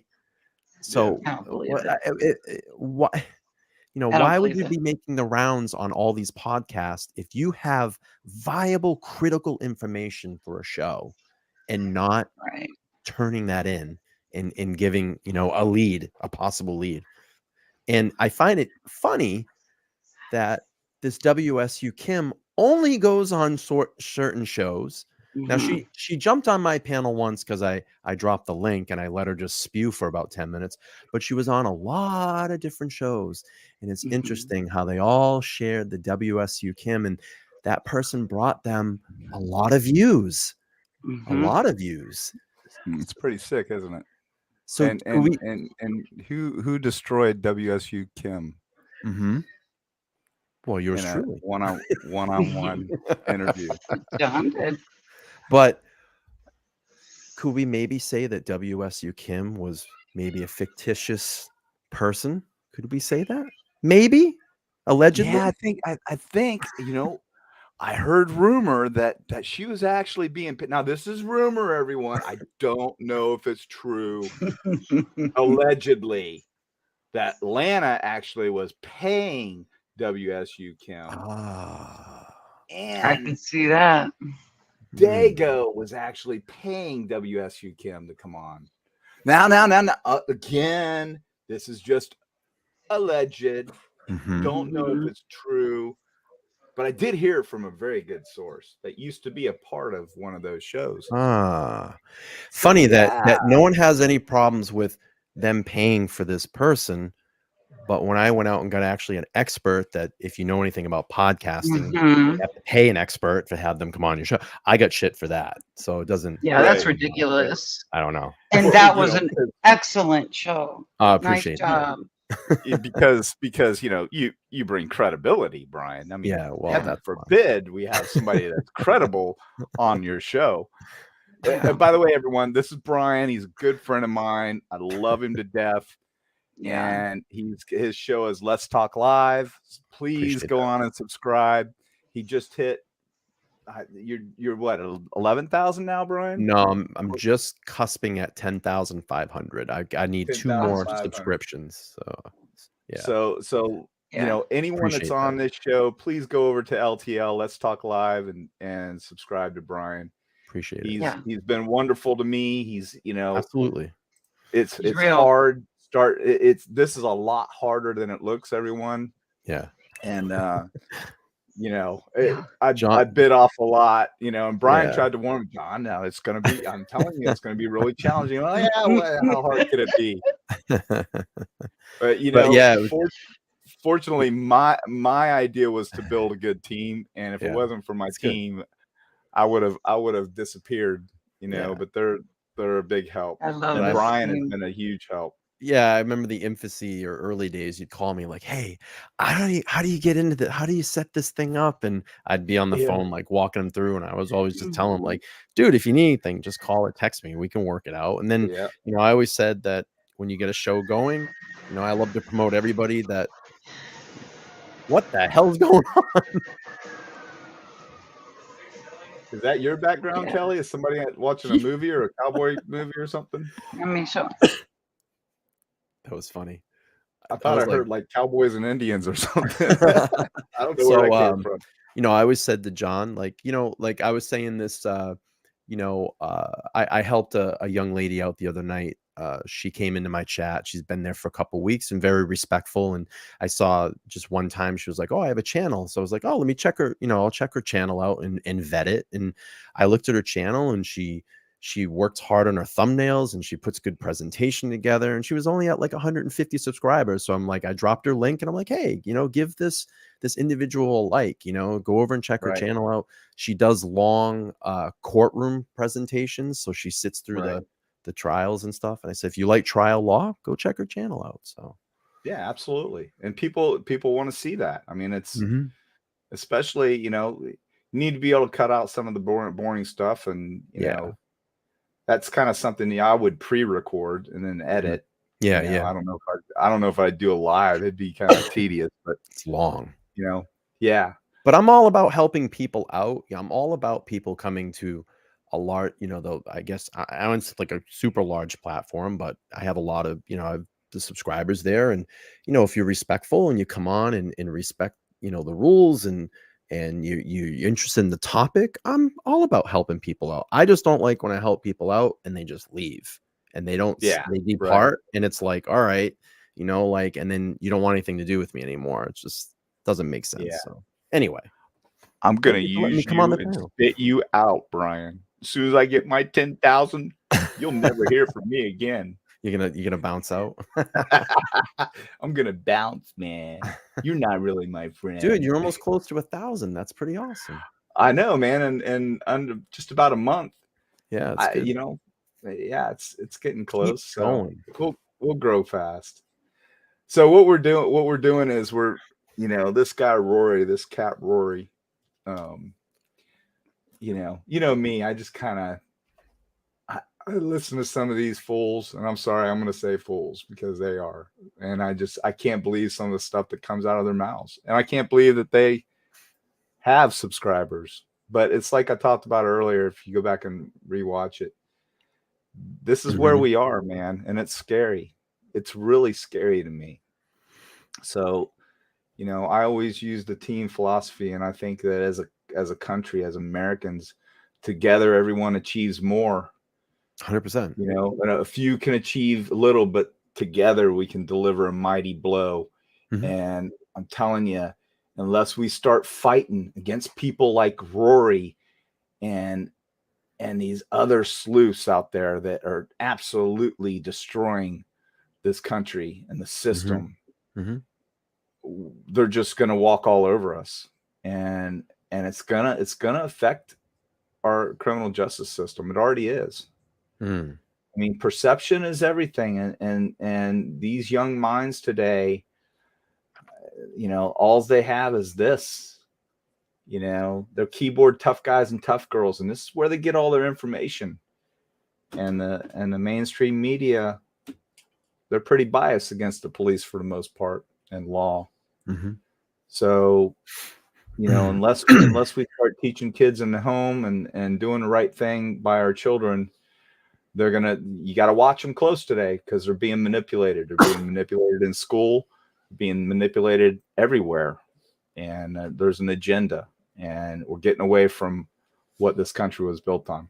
But I could go on with that forever. So what we're doing is we're kind of picking apart what these people say. Are you familiar with this show at all? No, Oh, never. wow. Well, Yeah. he's got some characters in here. He's got a drunk. Most of them do. Yeah, isn't it funny? It's like it's like they act like they're nice, but they're really exploiting someone's sickness. Right. And they're allowing them on the show because they get them clicks. It's like I said, it's like that Salvador on T-Rev's show. T-Rev don't care about him. He only cares about the fact that Salvador is a character and he's real and he's you know, he's outlandish and he says some crazy things. And people are like, "Whoa, did he just say that? Did he just say he was going to kill his cat?" Right. You know, honestly, he said that. You know, so it gets T-Rev clicks. So he exploits him. He doesn't care about Salvador. He acts like he does, but I've had conversations. He really doesn't. So the thing that I always said, and I've always said about all of this, you know, true crime can be very, it's obviously a very sensitive subject. These are real people. And I think, and I've talked about this on my show, I think that what happens is when you get people like this on a group and a panel, you're not seeing flesh and blood. They're just seeing a three-dimensional picture or a case file or a video. So I don't think that you get that connection in the sense of the fact that you're standing in front of them or you know them in some sense, your community, a friend, a family member.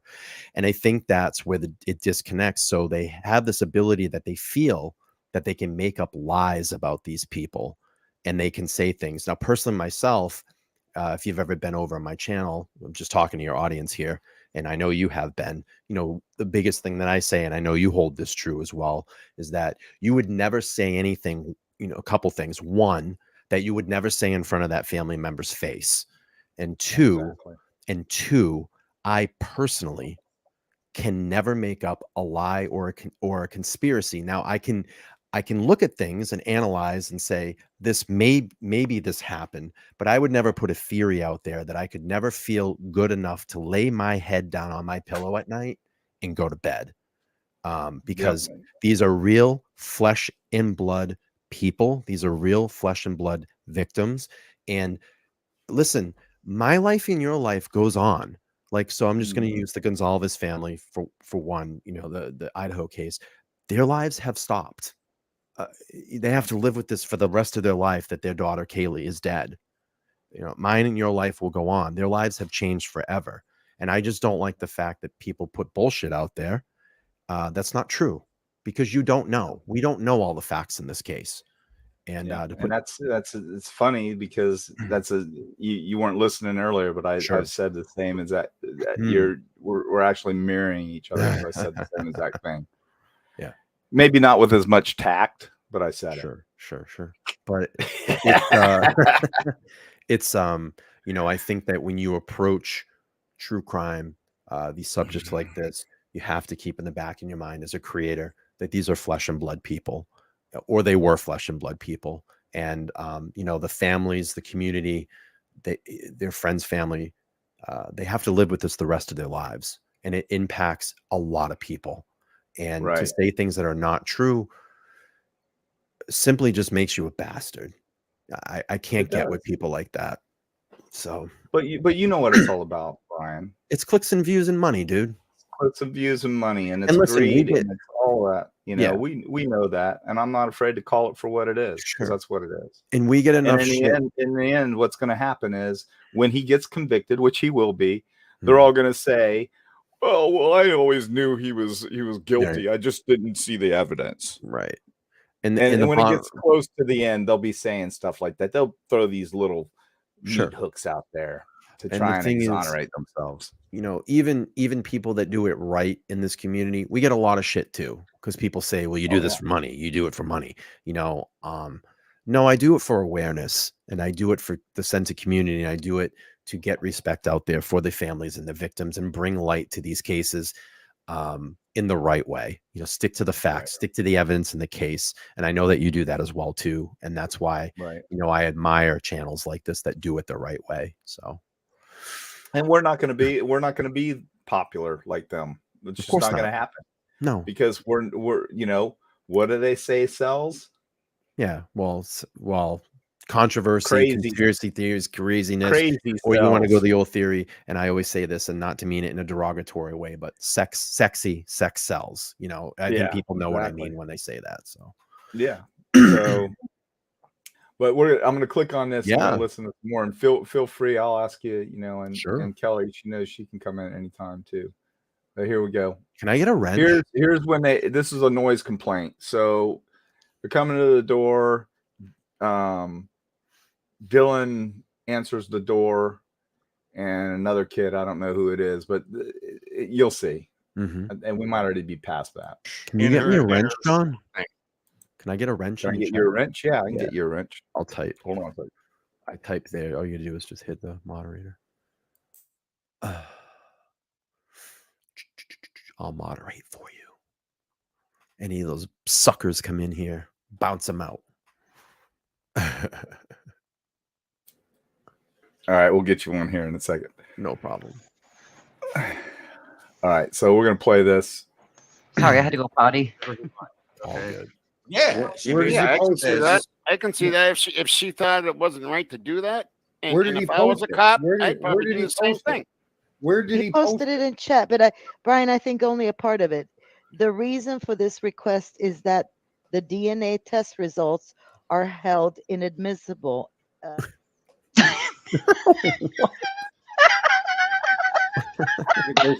think the judge brings it back.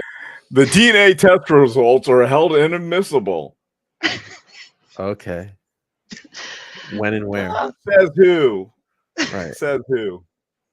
You? Hey, thanks. I mean, you got a wrench, Brian. Awesome. Thank you. Yeah. Thank you. I look good cool. in blue, right? I look good Yeah, in blue. right. Back in for preliminary hearing, especially after the genealogical we need woman that. spoke up today. We need that.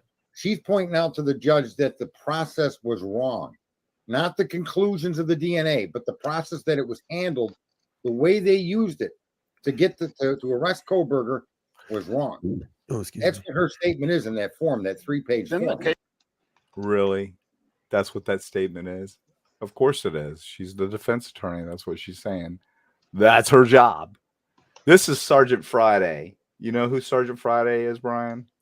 I think I've seen him in chats, and he's actually he's on Dago's show. He's on the crazy CJ. I think I whatever banned his him in name my is. chat, to be honest with you. Oh yeah. This guy is he's one of a Sounds like he's kind. on pills or something. No, you're talking about the guy that's second down. Something going on there. That guy's So that's inebriated chain by smoker. something. But the guy talking now is Sergeant Friday. He's straight up. I don't know what got it. What mobster family he's from, but just allegedly, you'll see. He actually makes reference to it. Got it. Case has to be thrown out of court. Yes, and all evidence obtained once a warrant was issued to search becomes proof of the poison tree. You can't do this in America. Did he just say fruit from the poisonous tree? Will stop and think. He just said fruit from the poisonous tree. What a big phrase, Sergeant Friday.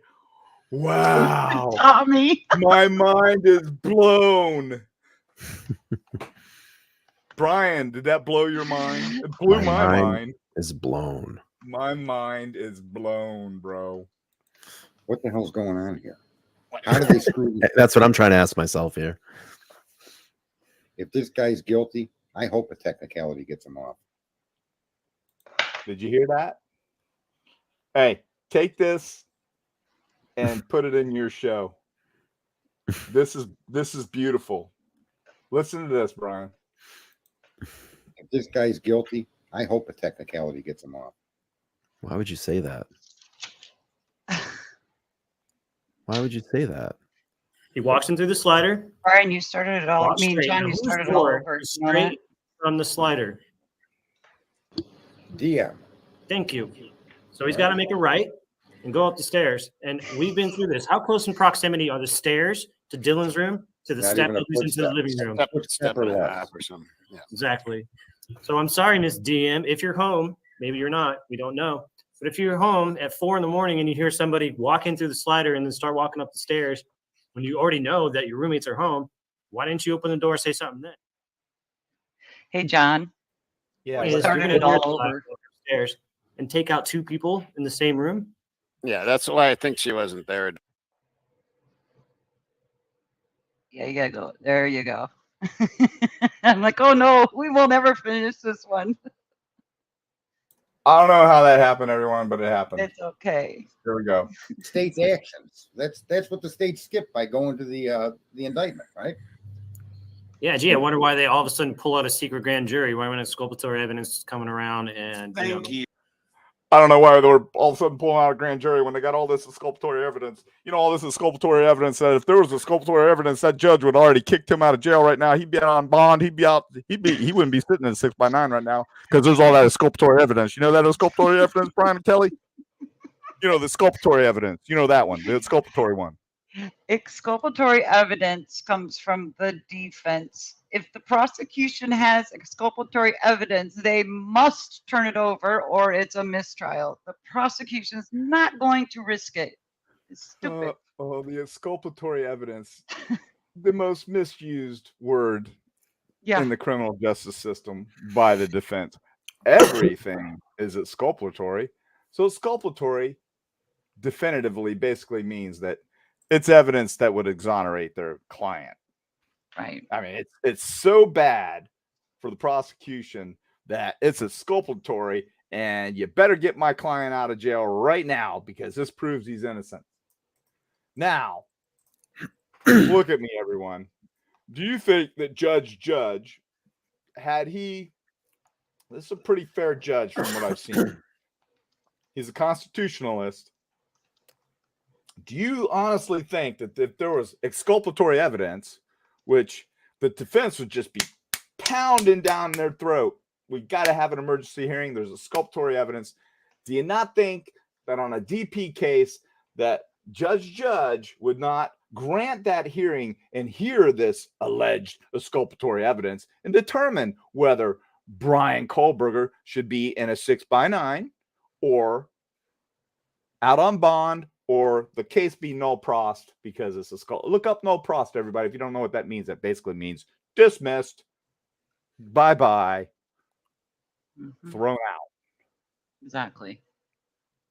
There is no exculpatory evidence. It's funny that you just said that, John, because I was just going to ask you, could a defense lawyer just bring up the fact and say that they have exculpatory evidence and not really have anything? Like just put something in his emotion and say, hey, you know, we have something, but there's really nothing there. They just try to enter it as discovery. Well, who's the number one lawyer doing that right now? Right. That's Ann Taylor, Brian. Right. She plays on words. Right. Everything she says is bullshit. Right. 100% bullshit. The sheath was placed. The knife sheath was placed on the bed. Yeah, that's bullshit. That's not what the PCA says. Right. Why should she be allowed to do that? And I don't care what anyone says. I've said this 1,000 times, and I'll say it 1,001 times. She was blasted by the judge for that. Mm-hmm. I guarantee you it was behind closed doors, an email or something. We won't ever see it. But she was, she, if you look at the following hearing, and I played it in a previous show where she's just backstroking. Oh no, Your Honor, I'm not trying to imply that the state's withholding evidence. I don't want I don't believe that they're doing that. What did that motion that you just filed say? Just 3 days before. Yeah. It's a joke. This whole thing's a joke. She's doing her job, but she's a C attorney, a C- attorney. She's a horrible attorney. And it's like I talked on your show. I was saying, look, you know, why would you tell your client to say that you were out driving around when you could clearly, all you would have to say is 49. You asked me 49 days. Hey, John, what were you doing 49 days ago between hours of 2 a.m. and 4 a.m.? I tell you, what the hell? I don't recall. What do you think? Let me go check my video. Right. All she had to have him say was, I don't recall where I was 49 days ago between 3 and 4 in the morning. But, you know, if you've got some evidence that'll refresh my memory, maybe you can show it to me. That's how stupid she is. And she's that's not a good attorney. That's why I said to people, you know, like people that still come on and, you know, listen, we have to presume innocence because, you know, we haven't gone through the trial yet. But I'm very open. I lean, you know, the evidence shows me that I lean towards guilty, and of course, and you know, there's a couple key factors that I look at. One, the alibi. I'm sorry, if I'm facing a quadruple homicide, I would be on the tallest building in the world with my long list of alibi and said, listen, I was with DJ and Kelly at 3:03 in the morning. Here's the photo. Here's the receipt at the gas station that we stopped to get some popcorn, whatever it is. Okay.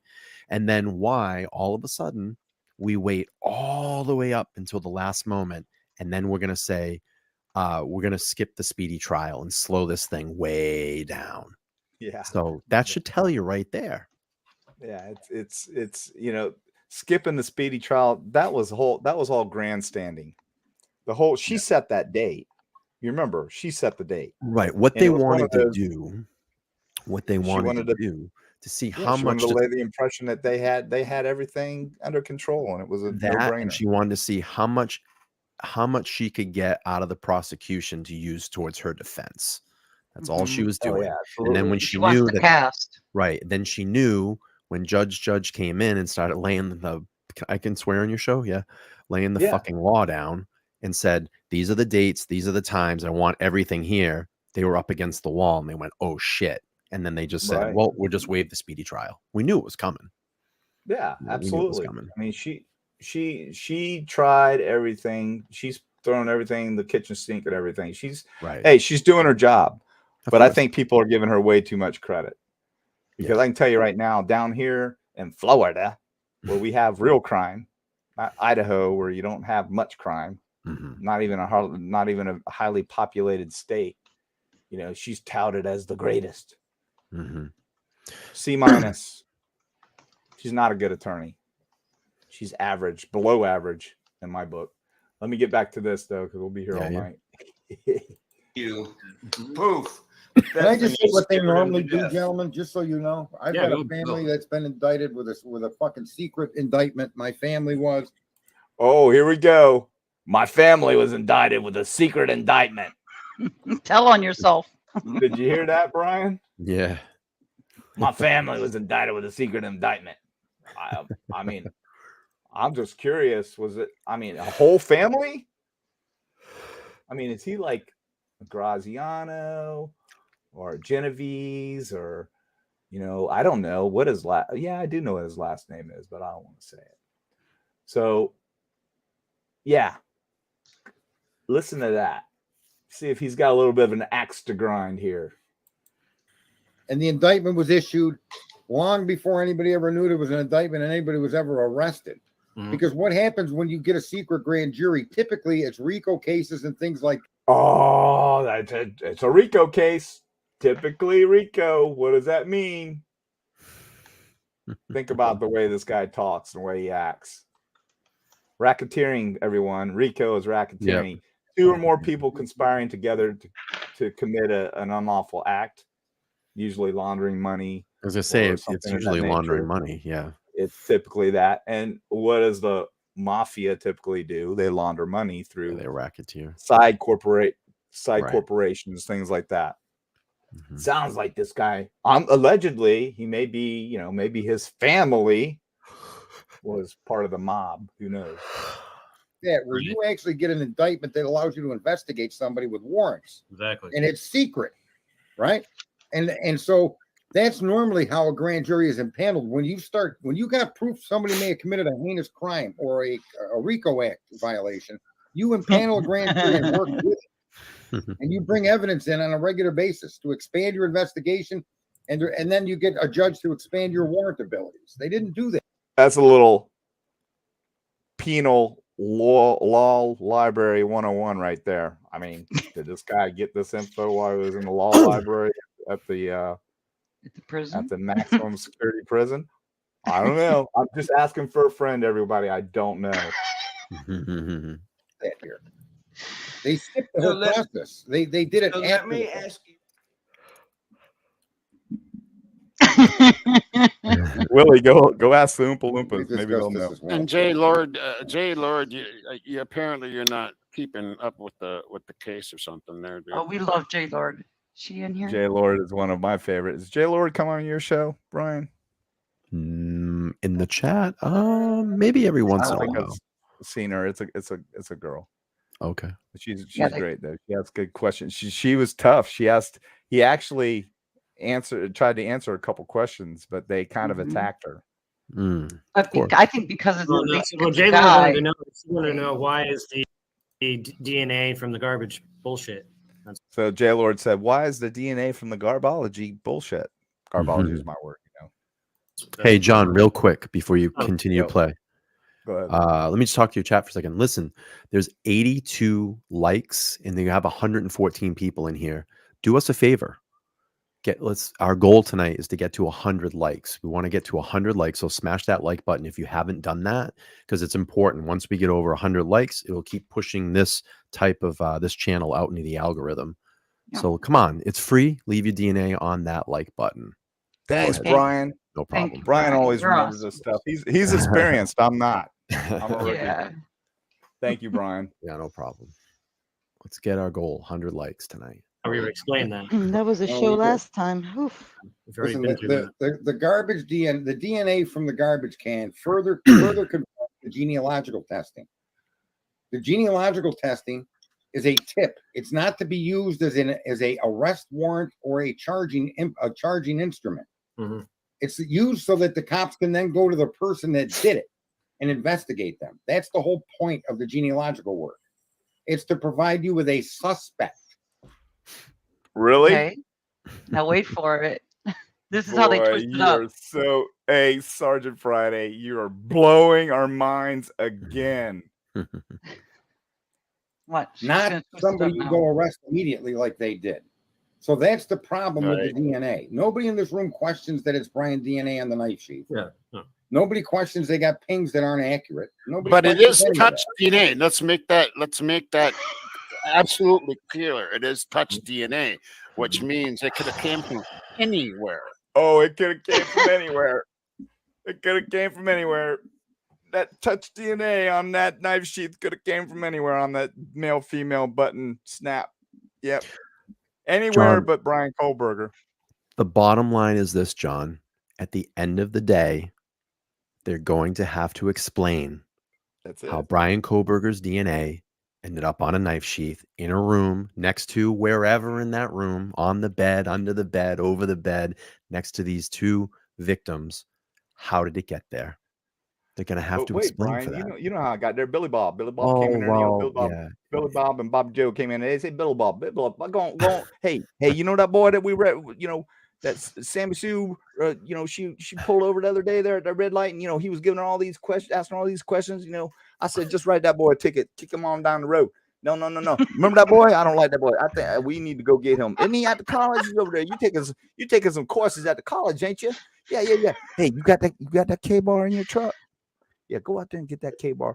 Now you got a course you're going to take it to school, right? So go on in there, tell them that you want to, you know, you're trying to expand your educational stuff, you know, so you can promote yourself at the PD, and you want us to go in there and you want to take his course. So you want to get, you know, some of his curriculum. Go in there and wear that K-bar knife, you know, and drop your sheath. You know, and then say, "Oh, my back hurts. I can't pick it up. Can you pick up that sheath? You know what? That button on my sheath, I can't get that thing unsnapped. Can you unsnap that for me, Mr. Kohlberger? Oh, thank you, Mr. Kohlberger. Thank you so much." That's how they got it there, right? Yeah. And run back to the house, get past all the crime scene techs, right? Get back in there and say, hey, Billy Bob, hey, divert that crime scene tech. I'm gonna go over there. I'm gonna place this sheath right underneath on the bed, Maddie's body. Right. Yeah. Slipped it right under there. That's how it happened. Oh, John, you solved the case. That's how it happened. John, you solved the case. Case over. Done. Blown. Mind blown. And I didn't need Sergeant Friday. Now pay close attention to what they say next year. Got it. Oh yeah, listen to this. This is great. Yep. Anywhere, anyhow. You just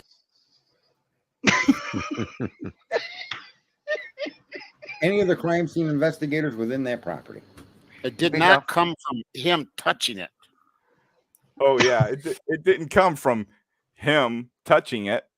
It's from Brian, one of the investigators. Kelly, you know, the DNA that got on that knife, the touch DNA that got on that knife sheath didn't come from Brian Kohlberger. Do you know how many times One male people? DNA source. One male DNA source. Yeah. Only person. Octillions. Yeah. You can't make this up. Yeah. Can't make it up. This is real stuff, people. 5 octillions. 5 Yeah. octillions. Which is the distance from Earth to Jupiter. You know that, right? Right? Yeah, like 4 times, isn't it? Yeah, it's like 4 times. Yeah, we'd have to get someone in another universe for sure. Hey, but it's kind of like Dumb and Dumber. So I got a chance. Yeah. So you're telling me there's a chance. Sell it, man. Knife sheath might not even be his. The knife sheath, you know, the one that he bought on Amazon, you know, the 7-inch K-bar that he bought on Amazon that they have receipts for that they can prove that he actually bought on Amazon, might not be his. Oh, he could be somebody else's. Yeah. Right. We don't even know that. There's no knife. We don't even know if a knife was used because there's not one found. We don't know whose knife sheath that is. We don't even know that a knife was used. It was a canning. It was a canning lid, right? we don't even know that a knife. Fuck. Hey, Rory says we don't even know if a knife was used. Oh, Okay. unbelievable. Yeah. It was Hung Kung Fooey. Yeah. These are lethal weapons. No knife needed here. I can spear right through. Let me ask you something, John. human flesh. Rip the heart out. Pull it out. Show it to 'em. John, let me ask you something. What's going to happen when we go to trial and they say, and we swabbed the victim's fingernails and we have DNA from Brian Koberger under them? What are they If going to that's say? not in the PCA, you must have quit. Oh, yeah. okay. Brian, come on, man. Yeah. You don't know this? It's not in the PCA, so it doesn't exist. They don't have anything because all they have is what's in the PCA, and that's nothing. Oh, It's okay. like I said earlier, it's a crying shame to say this, but people actually believe what this cat is spewing. They believe him because he's behind it. It's like we talked about. It's like I said earlier, because he's behind a screen, he must be legit because he's important, right? It's perception. So everyone thinks that the PCA is the tell-all. It's the tell-all. That's everything that they have. Everyone, please, if you didn't know this, know it now. That is this much of the case. Yep. The probable cause affidavit is just that. It's a PC. When you have a state statute, okay? Let's say homicide, whatever it is for, I don't know the number for Idaho. You have to, there's elements that have to be met to charge someone with that crime. The elements, not all of the elements, but only 1 or 2 of the elements need to be in the PCA. You don't have to have exactly what happened in the PCA. I came there. Brian was standing there with a bloody knife. I said, put the knife down. He put the knife down. There was a dead body over there. He made a res gesti statement, which is a spontaneous admission saying, I just killed the bitch. Put that in a PCA. And then your investigation goes into the narrative of an incident report. That's your book.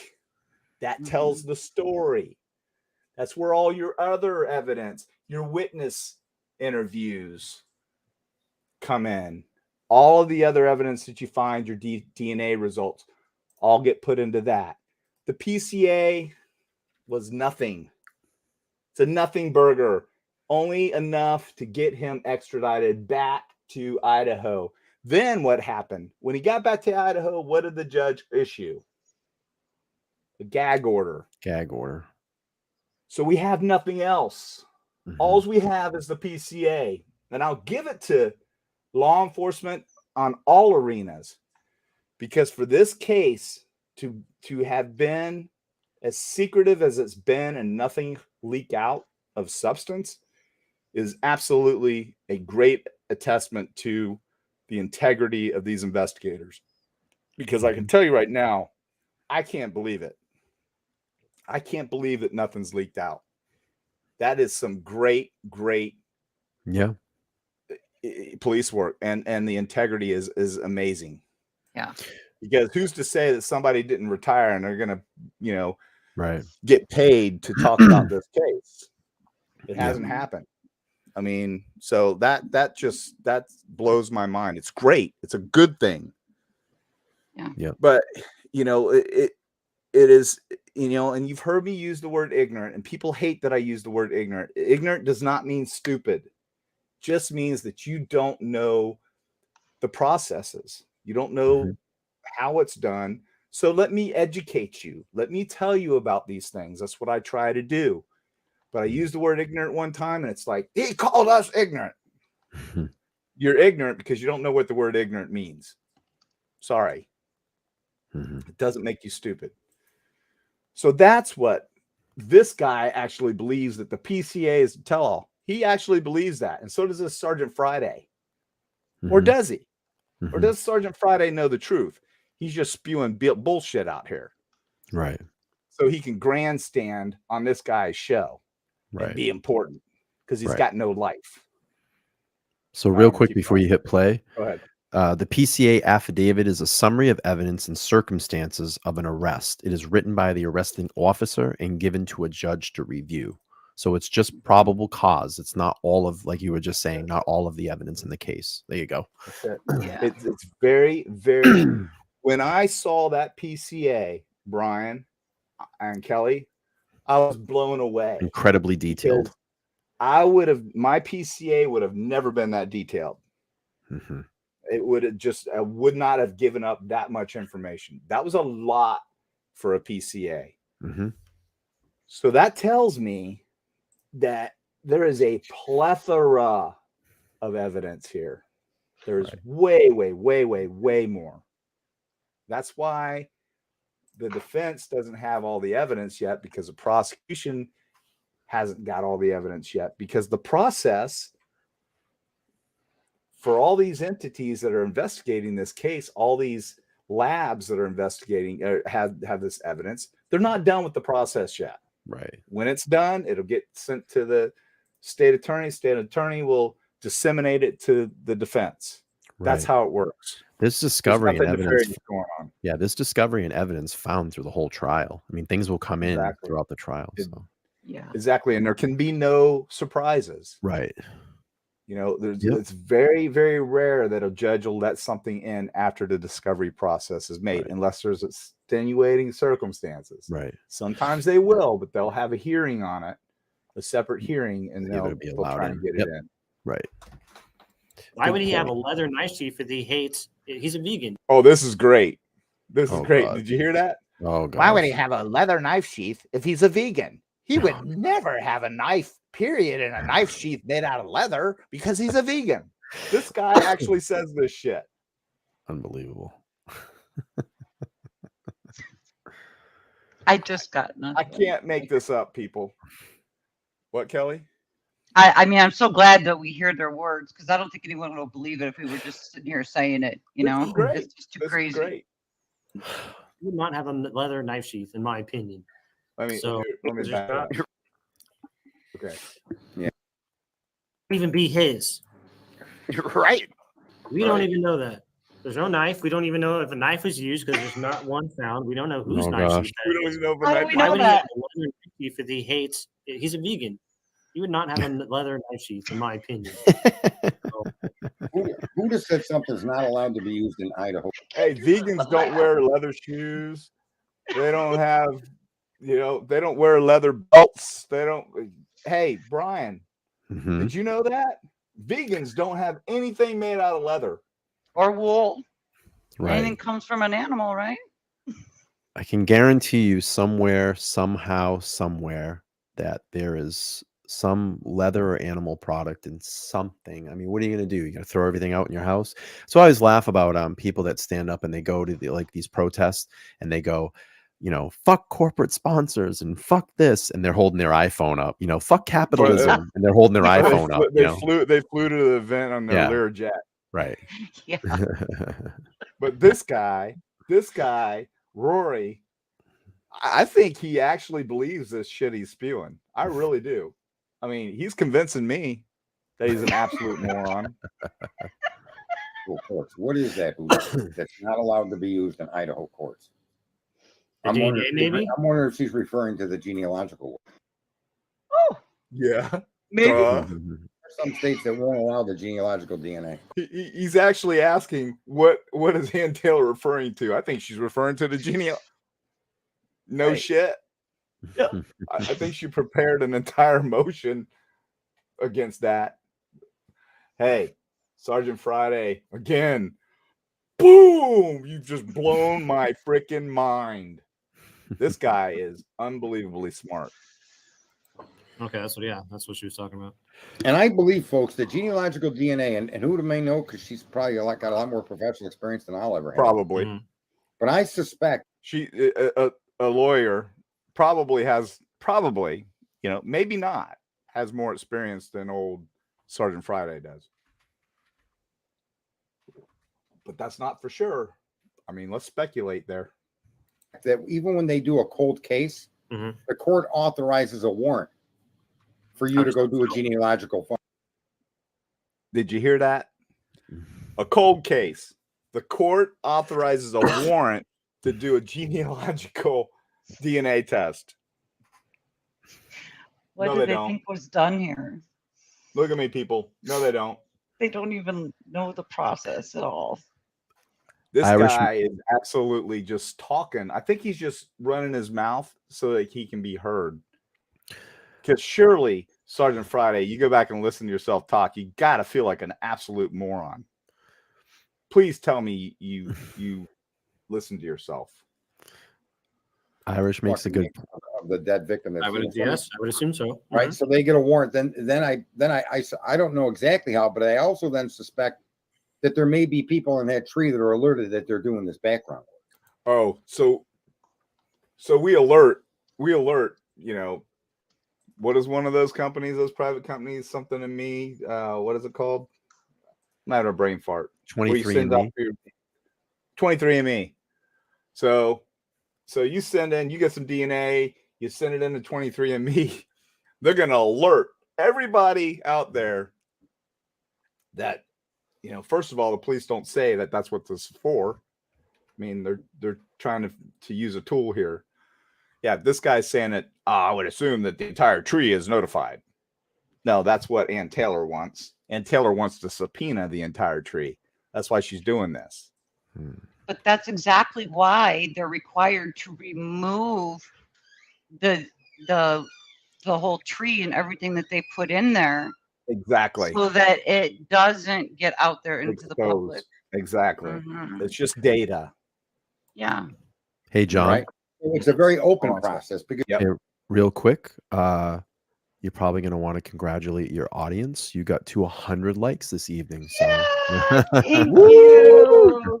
That's awesome. You guys rock. Awesome. Yep. Nice job, Brian. Really Thank you, everyone. Yeah. Thank you, Brian, for reminding them. Thank you, No Kelly. problem. Absolutely. Thank you, Mindy. Thank you, Diane. Thank you, Patty. Thank you, everyone. And this team is awesome, Brian. I mean, they are. They work in the room. I see it. We talk about you, and they're like, John's on Brian's show. We were covering the escapee. We killed it, man. Oh, dude, it was such a great stream. That was so much fun. I had a blast doing that. It was a lot of fun. All right, let me keep going here. Yeah, because you're trying to solve a cold case, where in this situation, it's used specifically as a tip to give you a direction of who it may be. And then you're supposed to put that in your back pocket and do a thorough, complete investigation against that suspect. You're supposed to put it in your back pocket and do a thorough investigation. Blowing my mind, Sergeant Friday. You're blowing it, dude. And they didn't do that. Yep. They didn't do that. No, they did not. Rory, you know this, my. Oh, listen to this guy. Brian, you're going to love this guy. This is Brian Hoffman. This guy's name is Brian Hoffman, and allegedly someone said that he's a psychiatrist or a psychologist. He said, I don't know, but he needs to see one. I don't know it. They did not bring him in. I wish I knew, but I don't. Because they ended up having to get briefed for 72 hours after the tragedy by the FBI, where they had to be like caught up. It was like, guys, let me tell you, here's what we're doing here. We're in the middle of this big mess. Okay, this is international. This is Canada, Mexico, China. We're in for a big mess. Jay The Lord, 13th fucked them up, y'all. And they did not know, nor do they now, know exactly how they're going to be able to explain what happened. So now we are stuck with an innocent dude possibly getting killed. I can't make this up. You just heard it. Y'all, you people just heard this guy. Can you believe that he was able to enunciate and articulate an actual paragraph? No. I'm just and BK's innocent. He's innocent. Yeah, they're gonna twist it all up though. That's a crazy thing. And this guy he's a tool. Not the sharpest tool in the shed, but he's definitely a tool. I don't think so. Okay, it will get tossed. Then we got to ask ourselves, God, what is going to happen? I wish his face wasn't blurry because I was going then. Yeah, he's on the bottom. Let's just say tomorrow. What's that, Brian? No, I said he's on the bottom, so you can't see him because of the things you on can't the. see him because it's blurry anyway. Tomorrow it gets tossed. Like, what is the world going to do? You know, this is a very serious mess. Rory, you know. The house is gone. The evidence is gone. Jay Lord made a comment. They can get a warrant before an interrogation, and laugh my ass off is how he started that, and he's right. However, you can get a warrant to search his premises. You can get a warrant Jay to Lord. search his car. You can do a whole bunch of things before you charge him with 4 heinous murders. And the point I that agree with you. Let me finish. CH, I'm responding to somebody in the chat room. Thank you. Oh, he shut old CA, whatever his name is, down, didn't he? Taking control there. Must be the mafia in him. The fact is that they use genealogical determinations to physically charge the guy with the murders, not seek investigative process warrants. They didn't have a grand jury seated. So what Jay Lord is telling us is 100% true. But that's typically an investigative procedure where they're and they didn't do that with Kohberger. If you take the DNA out of the warrant, you're left with 2 things. 1, pictures that may or may not be Kohberger's car. 2, cell phone pings that may or may not be accurate. And when you read what a probable cause warrant is in Idaho, a probable cause warrant requires it to show the likelihood this person committed that crime. And if you don't use the DNA and connect him to the house, then you had nothing in your other 2 arguments that could lead to the likelihood that this guy's pictures of his car and this guy's cell phone going offline proved that he did anything. That's common behavior by any American. So the DNA became a crucial aspect of that PCA. That's all they had. And it was genealogical based. They didn't yet have a sample of Kohberger's until after they arrested him. Now, back John, 2 points. 2 points. And I'll use Alec Murdaugh's case as a very strong point for my point here. Did they not watch the Alec Murdaugh trial on how accurate cast information was? Oh, and by the way, when Alec Murdaugh committed the crime, guess what he did? He turned his cell phone off. Right. Didn't matter. And we talked about the cast information earlier. That's cast information is what. Listen, this is gonna be if no one that's in this chat has watched the Alex Murdaugh case, take the time, put it on fast mode, and watch it because it is the single most impressive case I have ever seen in my life. And I can say that this jerk and this jerk and this jerk and this jerk can't. Yeah. They can spew all this stuff, but I've seen them. I've been in them. I put cases together. That was an unbelievably well put together case, and it blew my mind. Cast is going to be pivotal in this case. And he talks about the PCA again and what wasn't in the PCA. Well, listen, they only put in the PCA what they needed. There was also a lot of other evidence that wasn't in the PCA. Again, the PCA is not the tell-all. The incident reports that weren't done yet, that's going to be the tell-all. Yeah. So, Hey, John. Yeah. I'm sorry, I didn't mean to interrupt you. I just wanted to point out,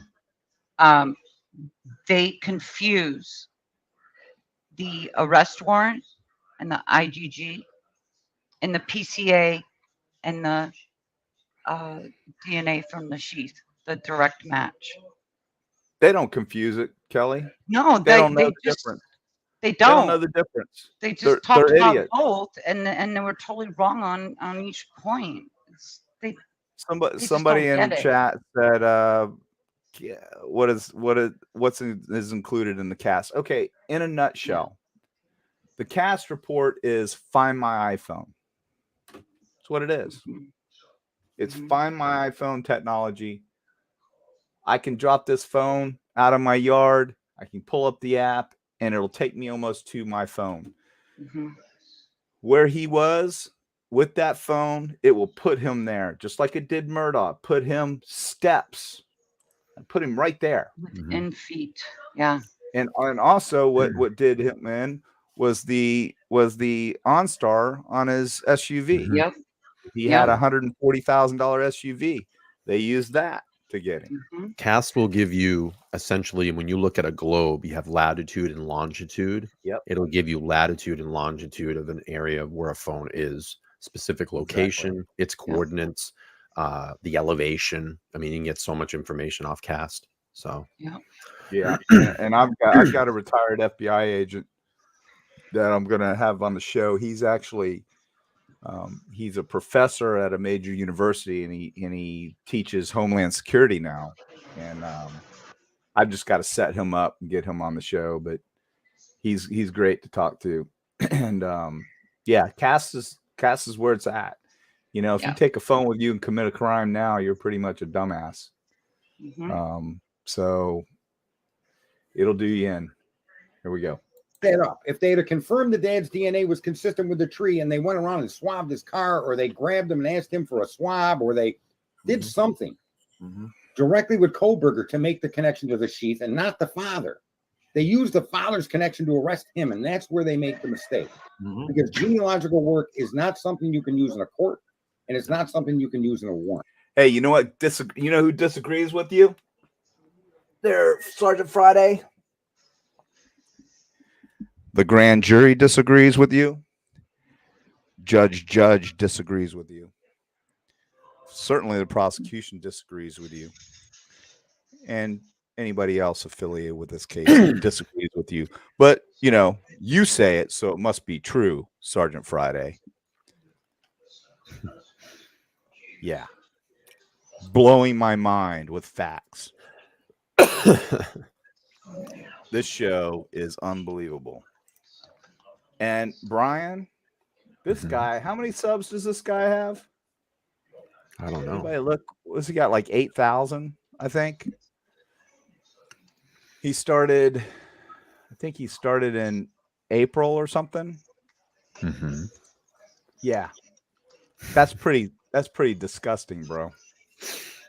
Yeah. Based on what? Based on total bullshit. Absolute bullshit. His show is based on bullshit. It's sickening to me. Henceforth, why the FBI will not back up their work. They will not back up their homework. They've told the prosecution. Oh, the FBI won't back up their work. I can assure you the FBI will back up their work, pal. Again, you don't know what you're talking about. Right. Don't use us. The FDA saved none of their work on their determination of what they came up with. That's it. The FBI has the ability to reach out to these private entities, and they have a working relationship with them for the DNA. Okay. There are non-disclosure policies that these corporations have to sign when some people don't want Big Brother looking at their DNA. So some of these companies won't divulge anything. The FBI has cooperated with, and they cooperate with the FBI on some of these cases. Some disclose that they will cooperate with law enforcement and people don't care, but some don't. Once again, doesn't know what he's talking about. So, in essence, when they do have to deal with a company that has a non-disclosure policy, then they have to say that we're not going to disclose anything about this. Right. So they're not going to give out information on a family tree. No, that Ann had to say Brian was driving around. She didn't have to say that. That's what he was doing. No, As she evidenced by had the to other say 12 that. They witnesses. have You have to say video that. of his tag. They got evidence. He did it 12 times over the last 4 months. That's up for debate, my friend. It is not. It's been released by the defense and by the prosecution. Good. On Sunday, they did all that and they said, oops, we're sorry. The pings were wrong. What I'm saying to you, sir, is Ann had to admit that he was out in his car. No, she doesn't. Because his tag was taken No, Brian. by sophisticated bullet That's cam. that's just your speculation. Yeah, that's all that speculation. You know why? Because the defense cannot drop documents saying there's no connection. I mean, the Yeah. prosecution would have to say, "Hey, we have his license plate. We have him on camera." Once again, he's wrong. The defense can drop anything they want if they don't have the information, disputing anything. So if the prosecution doesn't have the evidence and the defense doesn't have the evidence, the defense can say that they don't have anything and the prosecution doesn't have anything. But guess what? When the prosecution gets the evidence and gets the results, then they have to disclose that to the defense, and then they're backstroking. That's how easy this is, everyone. But these people want you to believe something totally different, like there's some nefarious shit going on here. Because that's what he does. This is how he makes money, on people's ignorance. Hey, Rory, I'm smarter than you. Hey, Rory, you see this back here? Are you working in a warehouse? Are you doing this on company time? That's kind of odd. Brian, do you see that? There's like people were walking behind him. He's like at work doing this. Probably It like looks an Amazon. Probably like an Amazon warehouse. Yeah, maybe he's a supervisor and he's doing this on company time. Wow, that could be something HR might want to look at. I don't know. I'm just speculating. Allegedly, I mean, that could be his house. I don't know. My house doesn't look like a warehouse. Yeah, I don't. But hey, man, to its his own. I don't know. Right. Maybe he lives in a warehouse, bro. Could be. That would be a done deal. It would be a done deal. We wouldn't be sitting here talking about it. But Brian, No, I don't know. We're talking about a motion and the reason why they may be requesting an ex parte hearing with the judge. And he used another big word, ex parte hearing. This guy must just sleep with a law book. what I said, CH, was that because the prosecution is demanding that Kohlberger can use nothing to claim he was elsewhere, if he doesn't provide an alibi, that they're fighting that statement because the proof he was elsewhere comes from the police already. They gave him that alibi by supplying 12 different instances of when he did a very similar thing, 12 different times. Yep, exactly. And on the night of the murder, he did the same thing he did 12 times previous. Really? So you know that for a fact? The night of the murder, he did the same thing. So he was like preemptively doing this stuff to show a pattern that he goes out driving at 2, 3, 4 o'clock in the morning. You know what, Brian and Kelly, I know what he was doing. He was running his obstacle course. You know that hill behind the place? Mm-hmm. It had fences. He was tuck and rolling over the fences, doing his hill runs and his sprints. That's what he was doing, bro. Right there within feet of the house. I mean, they got him 12 different times doing that. at 3 or 4 o'clock in the morning. That's what this guy's saying. I mean, I bet you anything that's what he's thinking. Previous. And what they're going to argue is that shows Mr. Kohlberger had a habit of making these late night drives because he didn't sleep. They didn't force her to admit it. All she admitted to was exactly what Kohlberger, the police proved Kohlberger was already doing long before there was ever a crime, which was out and about driving around. Hey, Brian, what do we say? Just driving around. Driving around. Just driving around. Driving around. Oh, Dri- God, You know I what hope the we funny don't thing have 12 morons on the jury. You know what the funny thing Trying to is? deny her. What? I was gonna say, you know what the funny thing is? I kind of started that whole cadence, and then I know you did. I noticed like all these other shows started doing it. And then the mainstream media was doing it. I'm like, I know these people are watching my show. Right? Yeah, they are. They all stole it. Brian even does a peel out and a Yeah. crash. Yeah.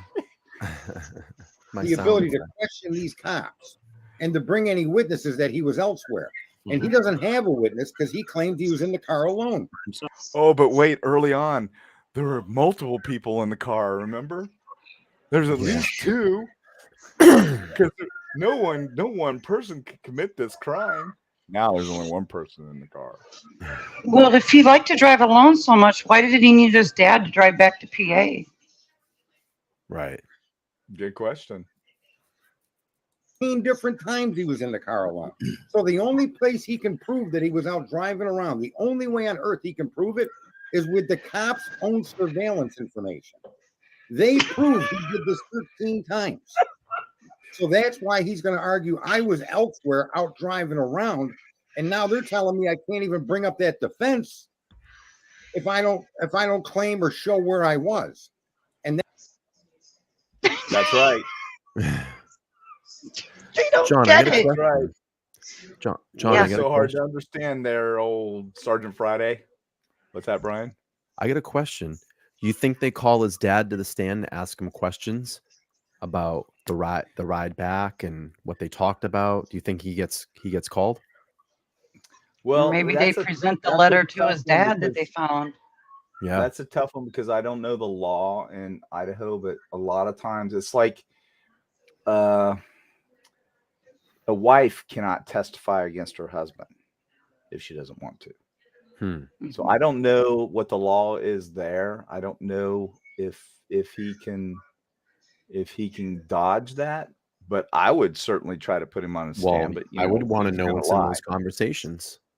What Wouldn't did you like guys to all be a talk fly about? on the ceiling of that car? Hell yeah. I tell you what, and I think we talked about this before, Brian, is I think his dad knew he did it. I think his sister knew he did it. I think be his close. sister may have actually been the tip.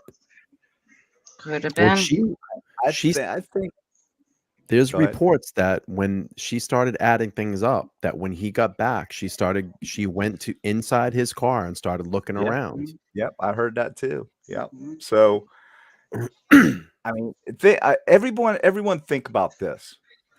So, and when he was younger, he allegedly had a heroin problem.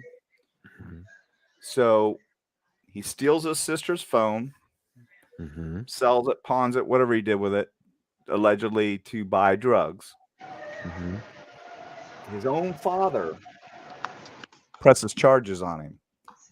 How bad did the dynamic of that household have to be? How much drama did he have to be bringing to that household for his own father and sister and mother to agree to arrest him for stealing a phone that his dad probably bought? Right. Answer that question, everyone. How hard would it be for you to arrest your own son for doing something like that? Me, I'm a tough love guy. I would arrest him. A lot of parents wouldn't. Okay, Lavender Girl. Think answer. about that. So would it be so hard to believe that his own sister may turn him in? I think not. I think she's probably disgusted with what happened, and she knows he did it. Everything points at her brother. that's the problem with the Hey, John. with the movie. Yeah. Patty says parents are not allowed to testify in Idaho against their child. Okay, see, I didn't know that. That's why I said thank Maybe you. he Pat. knew that. Maybe he knew that, and that's he why may he know wanted to that. be extradited back to Idaho. Yeah, and a lot of states. That's why I said, you know, it's like a wife can't testify against her husband, and children, parents can't I testify want to against see their what was in his children. Google searches on his computer. Yeah, that would be That'll tell a interesting. lot. And you'll see it. Mm-hmm. Yeah, can't wait. Exactly. You see, that's the point I was making. You know, whether they got him or not isn't even relevant here. The fact that they got him actually helps Brian Kohlberger. Mm-hmm. It's not a trap. Ann didn't do that because she felt trapped. She did that because she can prove 13 times Excuse me. she did this drive at similar hours in similar locations because the cops provided that evidence. Yep. Everything they did, they contradicted. Hey, Sergeant Friday, come on to my show, please. Come on, Crime Analysis 101. It's Detective John 68@gmail.com. Please email me. I would love to have you on the show because I really want to discuss your theories and your facts with you. And I want to hear your contradictions that, you know, you're opining here that basically the police are just a bunch of walking contradictions. I want to hear it. Actually, if you don't have the guts to come to my show and talk to me, then go back on Mr. Rory's show and lay out the contradictions, because I'll watch it. And then we'll talk about it. So if you want to go like third party, and actually, Rory, will you be the liaison for Sergeant Friday, because he's too much of a coward to come on this show? So Rory, please be the liaison for Sergeant Friday, and you run your questions through one another. I'll get them, and then I'll disseminate them. You know, actually, Kelly will help me, and we'll disseminate them out here in the show, and we'll address them. We're What do y'all really think nice about here. that? Yeah. I think that's a great idea. Here we go. Single time they did something to Kohlberger, they contradicted it. And they should never have kicked the guy's door down. They should never have arrested the guy. Yeah, and then have anything. Says who? Sergeant Friday? Because you're Sergeant Friday. You are the man. Right. That's a good one right there, Kelly. If you know what it should have been? It should have been, what was that guy's name from the 80s? Snapperhead. What did he say? He was dressed in a leather jacket. Yeah. What was that guy? Come on, Brian. Do what? The guy from the 80s. Shut up, Snapperhead. He wore a jacket. Andrew Dice Clay. Andrew Dice Clay. I'm so bad with names. You guys make me look horrible. Yeah, Andrew Dice Clay. I should have known that. I could picture this guy. I've seen him, but I can't recall. I think he probably looks like Andrew Dice Clay a little bit. Yep.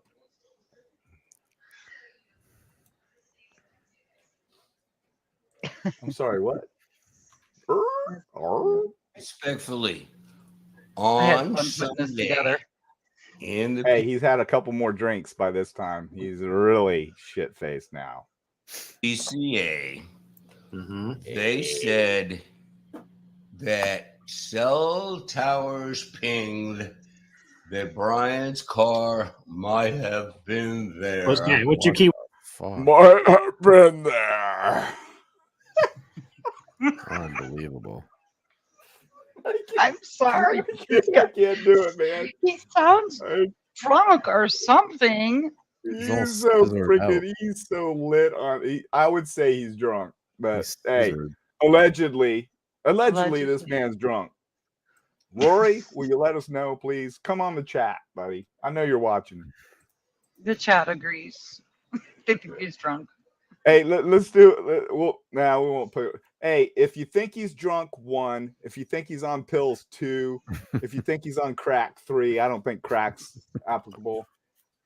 You know, he hasn't had a stroke, but 1 or 2. Oh wow! One, he's drunk. Word there, Brian. And then they said, we do not believe Oh my God. Brian was there on Sunday. So what you are saying is you are all carrying on about how 12 times all this pin crap monitored Brian, but in your PCA, you are admitting, and Rory, you do the math, that 1 out of 12 times you all are putting in the PCA that it is wrong. Now, I'm going to guess that what? 1 out of 12 is 8% failure rate. Pretty good at math. 1 out of 12 is that is correct. That's 8% failure rate. He's brilliant. So we are not allowed to be sitting here carrying on about how incredible all these pings are. In his PCA, he flat out says that on Sunday it pinged there, but we don't think he's there. Well, there you go. Don't get this twisted. Because like Tommy keeps saying, they busted this guy before they even interviewed him. That's highly against protocol, isn't it? Or it's very irregular. It's highly against protocol. They busted this guy before they even interviewed him. That's highly irregular. What world do you live in, bro? What world do you live in? Where do you get off coming up with some of this shit you are spewing? It is unbelievable, man. It really is. Brian, seriously? It's just crazy, man. It's like, wow, man. Why does YouTube give people a platform to spew this garbage? It doesn't compute to me. But I'm going to tell you what. I'm going to continue to make guys like Rory look like total idiots. You know why? Because I can. And I will. And I've got plenty of people to support me. There's plenty of people. I could show you 750 emails. And a lot of them are saying, John, we love what you're doing. Please keep it up. Go after so-and-so and what they're saying next. Well, there's many more. There's some I haven't even heard of. This garbage has got to stop. As a parent, anyone hearing someone say this kind of garbage should be just utterly appalled.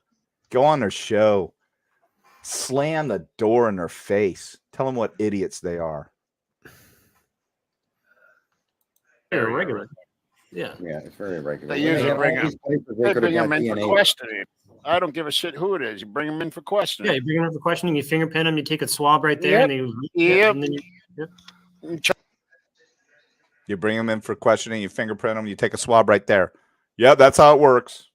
Try to get them to confess. That's the way it's all. Then you try to get them to confess. Wait a second. You bring them in. You fingerprint them. You get a swab, and then you try to get them to confess. In that order. Right in front of us, you guys.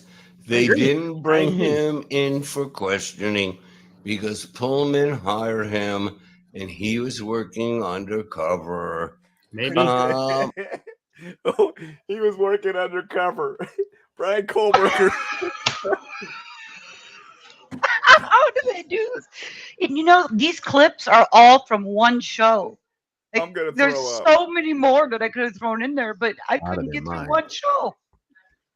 Brian Kohlberger was working for the Moscow PD undercover. He's a UC. He's working UC as a CI, and he committed these heinous events so that they could infiltrate a drug ring. Unbelievable. Oh yeah. Where do they get this stuff? You can't make it up. I mean, you just can't make this stuff up. It's crazy. Yeah, the gift was right. On you You guys. can't make this shit up. I had fun putting this together. In that order is a mistake.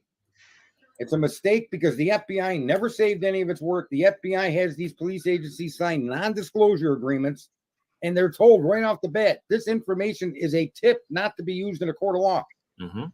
And that's what they're arguing. Hey, newsflash. They're not using it in a court of law. They have no intention of using it. Hey, Sergeant Friday. The only people that want to use it is the defense. Prosecution doesn't need it. Your contention is that's all they had, and that's how they got what they got. You're wrong. You're an idiot. It's a tool. You're allowed to use tools. Arguing tomorrow, I think that's part of the argument in the courts. Probably. Okay? So, yeah, listen, you're right. His DNA. Nobody in here discounts the fact that his DNA matches the sheath. We don't disagree with that at all. We're disagreeing with the process. And as a matter of fact, just to let you know that we aren't stupid, Ann is actually fighting based on the issues we've been pointing out in this room. Oh, now he's going to take credit. He's going to take credit for we came up with all this stuff. Ann didn't come up with it. She must be listening to the Rory show. You know, and Lana. All this stuff. Oh my gosh. Ann Taylor. You didn't know. You don't know what you're doing. You don't know how to defend a case. You got to listen to guys like Rory and Lana. I mean, I don't know Lana's in your back pocket, allegedly.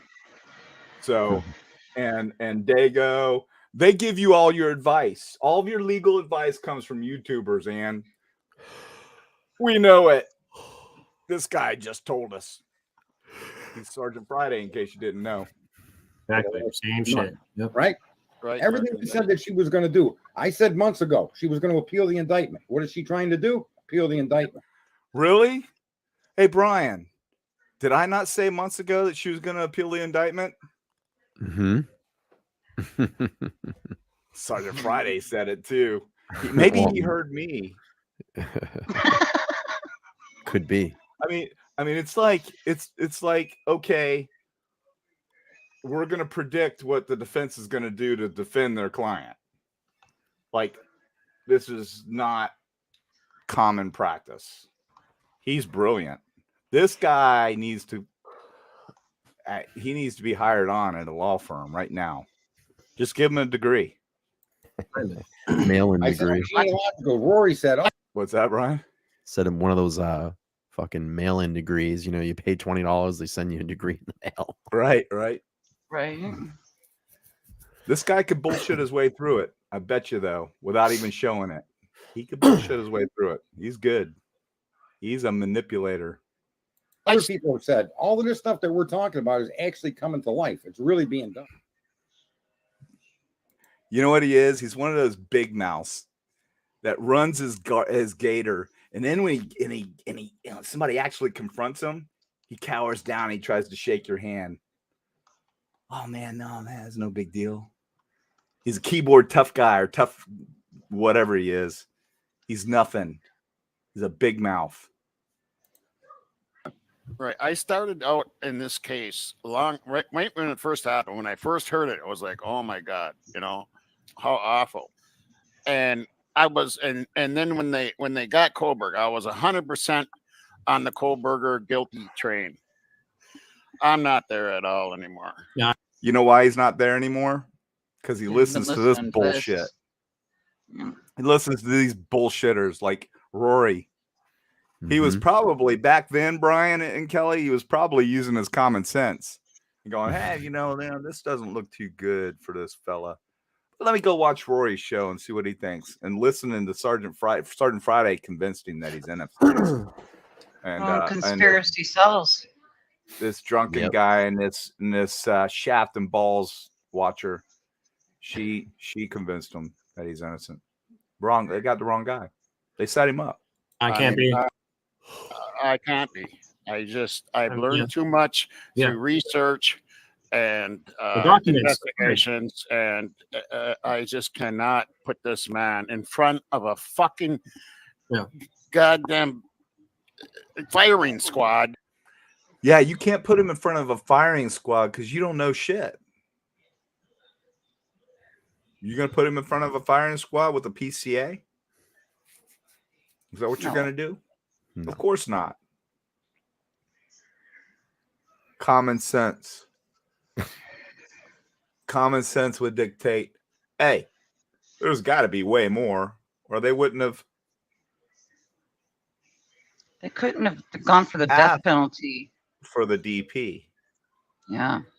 They're not going to go after the DP unless they have compelling evidence. There's, I think, 5 criteria Promise you you. have to meet. Mm-hmm. Yeah, no, we can't do it. Not knowing that he's 100% guilty. I'm Mhm. sorry. Can't do No, it. what really turned the tide for me is when the defense documents dropped and they're like, no connection, no DNA, and do you even have the right damn car? And I was like, boom, that's it. Like, you can't drop those. You cannot put that information out there, because if it's wrong, you just perjured yourself and you just lost the case. So that's where it really turned for me. It was like, dude, and it kind of confirmed a lot of my suspicions that there's multiple people involved. This is not some psychopath that went in there by himself and got out of there with no blood trail in 8 minutes. Here we go. Oh, Brian, have you heard the latest from this guy? No, what is it? It's something to the effect that we have it, but I can't pull it up. We're not going to have time. We're going to barely have enough time to get through this. We got about 15 more minutes of this video. So, just in a nutshell, he went in through the bedroom window, climbed out of the bedroom To the window. slider, but they came out the bedroom window.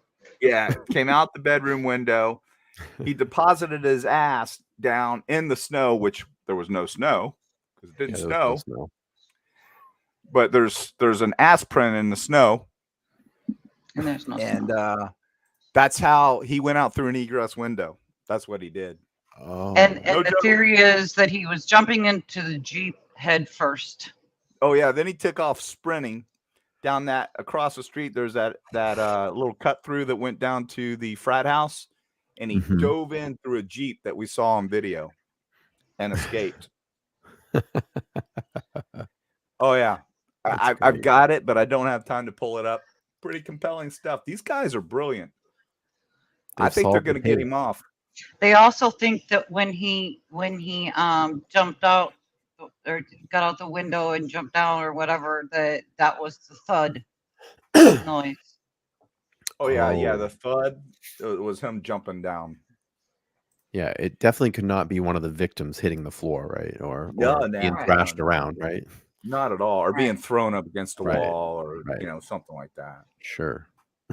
Or when you plunge a 7-inch Yeah. K-bar knife into somebody and you pull them towards you, kind of let them fall down, like you said, like hitting the floor. That couldn't be what happened. Floor, the bed, a wall, anything. Yeah. Yeah. Oh, it had to Yeah. come from the outside, from jumping out Sure. of the window, using that ladder that's been stuck there that they'd never seized as evidence.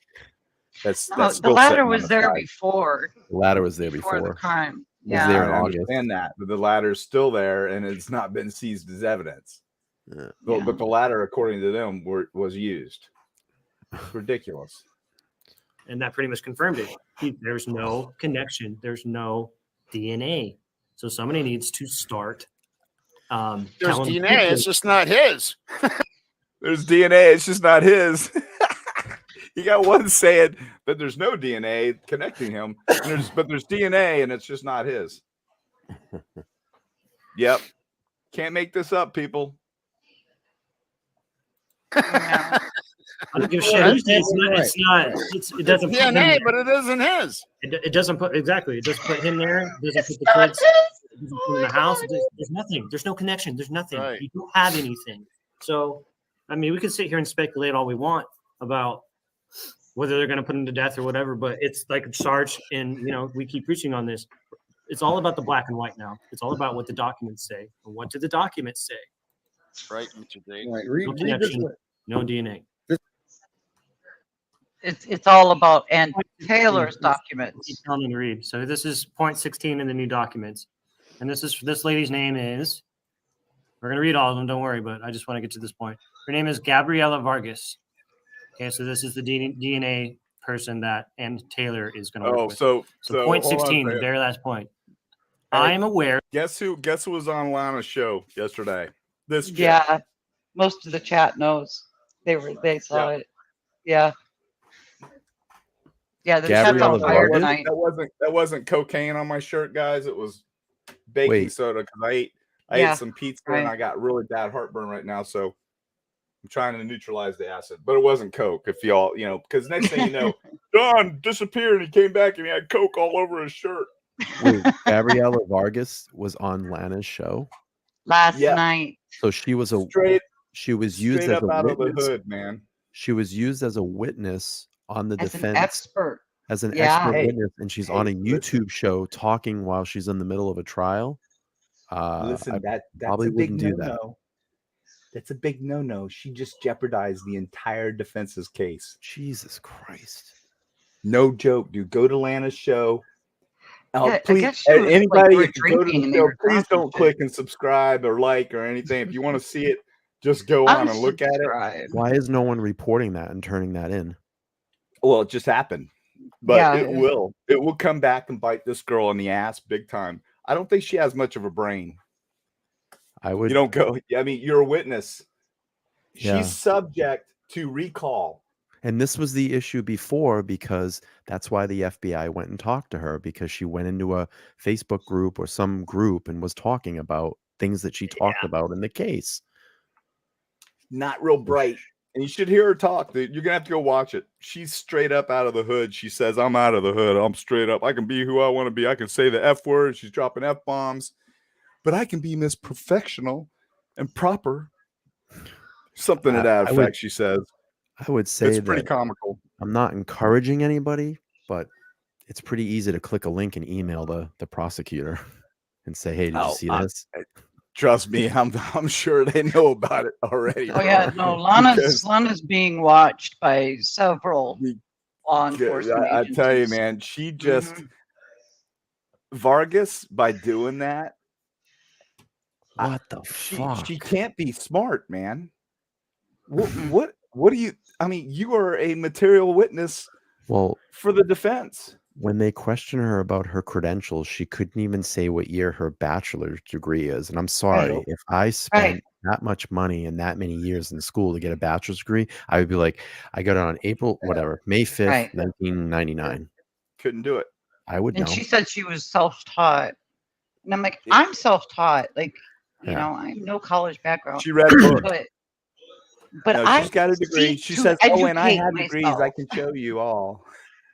And I certainly don't purport that I have degrees. And you have to be certified by the court to be an expert. You can't just come up and say you're an expert. Well, that's why. So everybody knows when you come to court, it's like me. If I were to go to court on a dope case, and I've been to many cases for dope, and I've had to put my credentials out there in my training, and the court has deemed me an expert witness in narcotics. So that the next case I go to, when some defense attorney wants to get into my training, the prosecution can say, you know, on such date, such time in Judge Kennedy's court, Detective Robbins was deemed an expert witness. We don't need to go through all that. It's on the record. Bam. But in a case like this, I don't know where they got this chick from, but she's not an expert witness. Hasn't been deemed by the court to be an expert witness. That's why she had to go through all of her stuff. And if they deemed her, did they actually deem her an expert witness? I don't think so. But I don't know. I didn't watch the whole thing with her. I just watched parts of it. I thought it was ridiculous. But if you watch it, she is absolutely embarrassing. Absolutely embarrassing. And I tell you what, Ann Taylor is not going to be happy. Nope. That's a pretty bad violation. Law enforcement. Oh, yeah. I'm surprised you didn't hear about it. I'm surprised you didn't hear about it. No, I don't watch I almost that sent you channel. an email, too. Wait.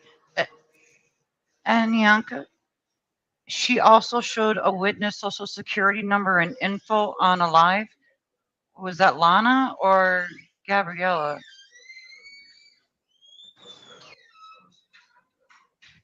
I think Wist has a really good point too. It says YouTubers should not be getting involved in witness or suspects in murder cases, in my opinion. Absolutely. You're absolutely right, Wist. This should be 100%. reported. I think it should be reported. This is the type of stuff right here that should get Lana taken down. Yeah. Did you see? I hope Hey, so. Brian, did you see who was taken down, bro? No. You heard of the guy, Uh, Armchair Detective? No. Oh yeah, he's got like 100 and something thousand subs. Bye bye. Why? Been Gone. doing it for like, I don't know, 6 or 7 years. Why? What Because of happened? because of his antics, like what she does. But he Dude, has several that's not- monetized Wait a minute. channels. Wait a That's minute. weird. Wait. Let's hang on here. Hang on. I need to. My head's getting Yeah. wrapped around this. Yeah, I You're an remember the active- name. Wait a minute. You're an active witness in a quadruple homicide, Yep. and you go on a Yeah. YouTube channel and talk while you're an active witness. Wait a minute. She's not been You're- released yet, as far as I know. You're under oath, so you're not She allowed to can't talk. testify now. What If the they try to bring her fuck? back in the trial, she cannot testify. She's done. Why If is that no was one their recording star this? witness, she's done. And this is what the problem was before she talked, and that's why the FBI went and spoke with her. So I'm sure the FBI is going to be speaking with her again. Well, you know what? They don't need to, because Fuck. she may have very well, and this is me That could compromise speculating, the everyone. case. Yeah. If I'm looking at being a star witness in a trial that I really don't want to be a star witness in, and I know I'm going to get eaten alive, what's the best thing to do? Keep your mouth shut. No. Go on to a YouTube channel Oh, because I'm a witness. by the way, and destroy any chances of me being recalled as a witness. JLR was down at CrimeCon in Florida. He met Mhm. Catherine Ramslin, and Mhm. and the minute he walked over to her, she knew right away, and she went, "I cannot say nothing to you about Brian Koberger."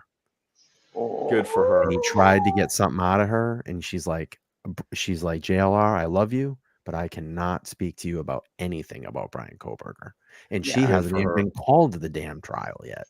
No, Right, and she was not like she hasn't been not called, but I spoken. guarantee you she's on the list. She's Yeah. on a witness list. Mhm. So you have to be made aware that you're on a witness list. So Yeah. the propensity that she's going to be What called the is pretty high. fuck? Mhm. So yeah, this is big. That's why I said, Brian, wait till you hear Big. this. Oh Big my deal. God. Something to talk It's about on the show. because Yeah, right. she's there. Remember all of the hoopla about her, and yeah, she's not I real mean, bright. I won't play the video to give credit, but I'll talk about it on my show.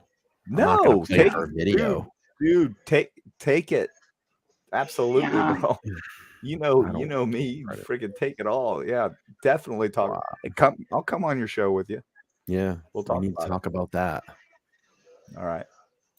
Okay. Has obtained results in ways prohibited by the terms of use and prohibited by their own policies. Do I need to read that again? There you go. All right. That's Let's the do this. Oh yeah. She announced that they used techniques and terms prohibited. Really? We've been looking for months. Let's do this Yeah. again. I, Gabriela Vargas, am aware that law enforcement has obtained results in ways prohibited by the terms of use and prohibited by their own policies. Henceforth, why the FBI said, hey, don't use our shit. We ain't going to back you up. Not illegal. That ain't what the FBI said, by the way. No, but it's not illegal either. It's against No. policies, maybe. They knew But- it's bunk. They know it's No, They it's just have to it's do it a not certain it's not way. They against- have to it's not protect the against- people. It's not against policies really either. It's a tool. I doubt it. Yeah. It's a tool to be used, but you cannot use it in a court of law. Yeah. Inadmissible. It's just like I said, like a polygraph. It's a Mhm. tool that is totally legal to use. It's Mhm. bunk. It's Yeah. obtained illegally. It's prohibited by their own policies.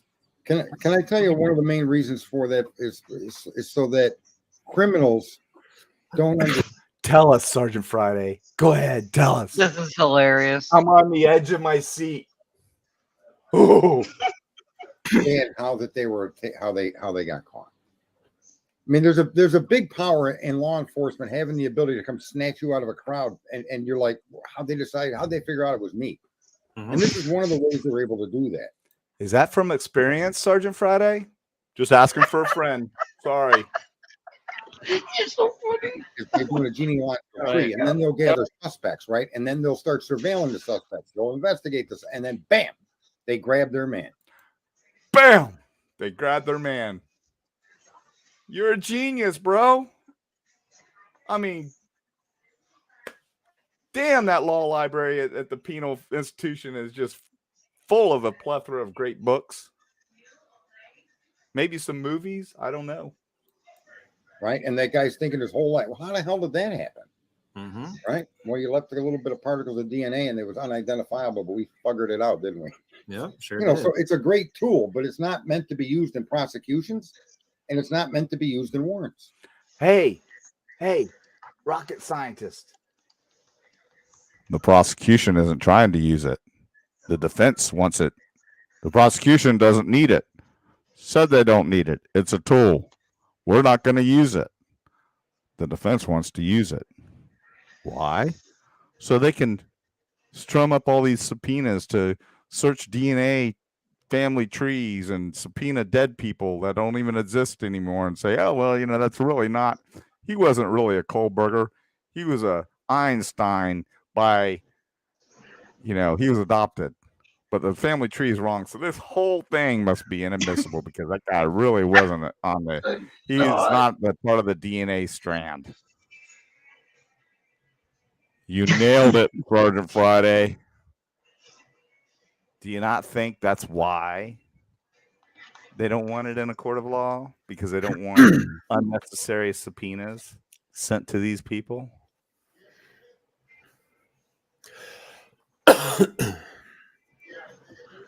All right, and they did. Right. So when the cop said, he's like, yeah, there's too much evidence in there that says That's that. when we got the truth. Yeah. See, even a serial killer has, you know, a motive. May not be to get that specific woman, or in Jeffrey Dahmer's case, man, right? But the motive is there, and in this case, you're suggesting this is a motiveless attack by Brian Kohlberger. Bullshit. Who suggested that? Brian, did you suggest that? Kelly, did you suggest that there was no motive here? No. No. I didn't. No one has said there's no motive. Brian, I mean, look. Hey, Mr. Rocket Scientist, you know, Sergeant We don't Friday, have to have a motive. You don't have to prove motive. Means and opportunity. That's all you have to do. That's all you have to prove. Does he have the means? Did he have the opportunity? Yep and yep.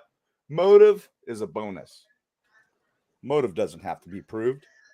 You don't have to tell the jury anything about motive. You just have to prove that there was means and opportunity. Motive is purely a bonus. Sometimes you can get that from witnesses or circumstances. It's best to get it from the suspect. Something tells me that we're not going to get that from Mr. Kohlberger. Just guessing. Yeah, there's no motive. And there's no connection between him and the victims. There's no DNA from the. Really? I think that we just didn't we just discover that there's some social media where BK was following not only Kaylee but Maddie? Am I right there? Did I miss something? No, you're right. Didn't that just come out? Sergeant Friday, wrong again. The victims tied to him in any way, shape, or form imaginable, and all of the and 1.8 trillion, quintillion, bazillion ways. There's just no way to connect them. So I can't make this up, people. This guy's saying this stuff, and people believe him. People are really that stupid. They really are. I'm sorry. I used the S word, but they really are. So that's a big problem. And they're trying to hide all of that. How did they get his name? They're trying to hide that. Was it the car or was it the DNA? And these things should be open to the public, and they should be open to the defendant so that he can pose. Who says that they should be open to the public? These things pre-trial should be open to the public. We need to know this stuff, right? I mean, we have a right to it, right? It's Freedom of Information Act pre-trial. We have a right to know it. Says who? Yeah. Does our Constitution say that? No. Sergeant Friday. That's who. Sergeant Friday says it. So it must be true. He could defend himself. I agree. That's They're his just not constitutional letting right. it. Yeah. It's constitutional right. He's not getting it because the defense is dragging their ass, not wanting to hand over all the information that they need, and this is why he keeps filing motions. Right. And they're probably going to ask for a delay because they don't have all the information. And her exact statement at the bottom of that document is the exact same thing we've been saying, maybe for me in a more long-winded way. She summed it up better than I ever could, right? Yeah, because she's an attorney. You're not. That they violated the processes involved in doing what they did. And that should immediately disqualify this case from prosecution. I agree. Absolutely. Two idiots agreeing. Imagine that. Here we go. Lack of accountability, conspiracy theories, not based in facts, outrageous lies, clickbait, and greed. Consequences. We're almost done here. So, what do you think? We're going to get to the end. Yeah, that's exactly what we've been discussing. Absolutely. The chain of custody, number Custody one, bullshit. that would not be able to, and everybody who thinks that the FBI was more involved than they were, Now we're going to talk about chain of, from an expert. We're going to talk about chain of custody here. Another big sentence: chain of custody. Coming from what? What is her title? Golf. What is she, Kelly? Golf inspector. Golf inspector. She inspects shafts and balls. Just wanted to put that back out there. Hey, golf inspector. Where did you get that name? Like, what is that? Please stick to shafts and balls. Make sure there's nothing on those balls. They have to roll nice and has to be integrity of the balls is important. Got to be round. Shafts have to be. Never mind. weren't. They were just consulted. So let's start there. Okay. And that's why, one of the issues, if they had more involvement, I don't think this would have happened. So they don't want to take responsibility for that, obviously, for that work. I honestly think that their involvement was consistent with what they're allowed to do. They didn't get involved and make a case out of it because the processes and tools that they were using are tools to provide tips. Exactly. Okay. Exactly. And that's why we got where they want to classify this as an informant, a protected informant. That's why the state of Idaho is arguing to give the. Hey, dumbass. That's what case law says. That's what you do in this case. They are classified as a CI because they don't want you going into the family tree and subpoenaing 1,500 people on a family tree so you can find some person that's not really part of the family tree to disrupt the whole process. Yeah. Rocket scientist. Case law says that. Yes. Not Sergeant Friday. The FBI, the position of a tipster, like a call, an anonymous call. And because they considered a tip, they don't want to turn the information over to the defense because that would be exposing the tipster. Thank you for explaining that to us all.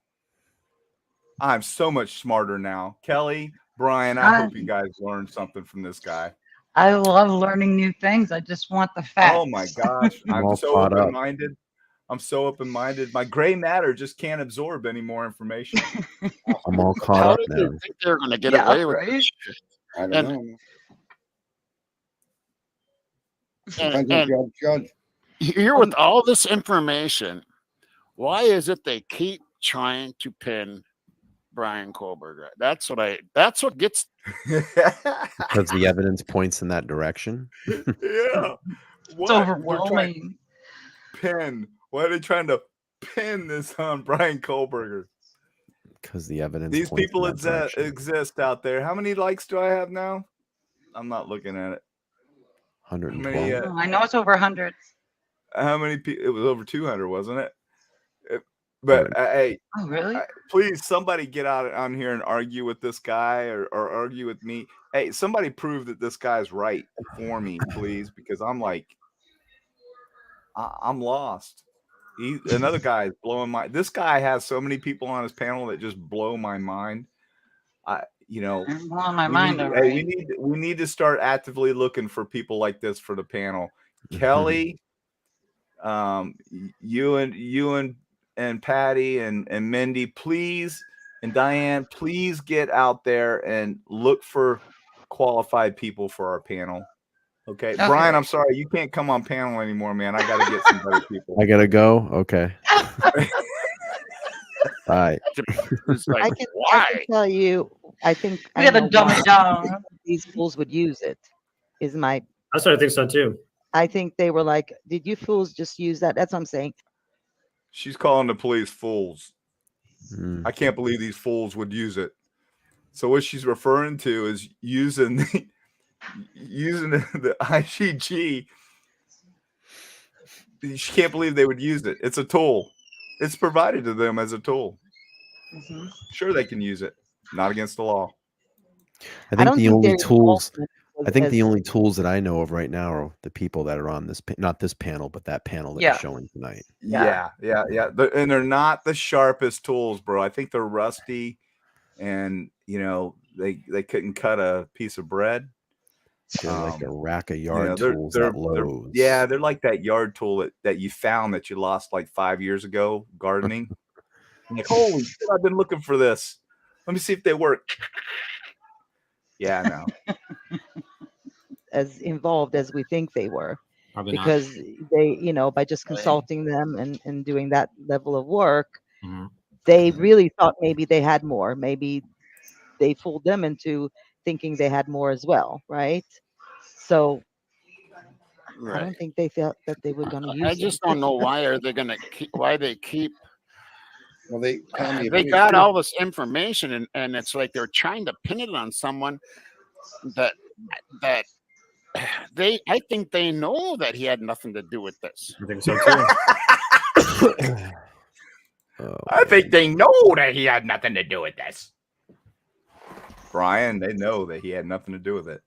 Absolutely. But they're keeping him locked up because he's a danger to society. Of course. Well, he's in witness protection. That's why. Yeah. Oh, yeah. Because he's a CI. He's a snitch. Yeah, that's it. He was a snitch. Isn't that what she said? Something like, oh, yeah, they made him, they turned him into a snitch to get to the cartel, and they set up this quadruple red rumming. Oh, yeah. That's it. What a great theory. Here, I'm going to read point 14 why again. Why would they keep doing that? I'm going to read point 14 again. I'm going to read point 14 again. He had to say it twice.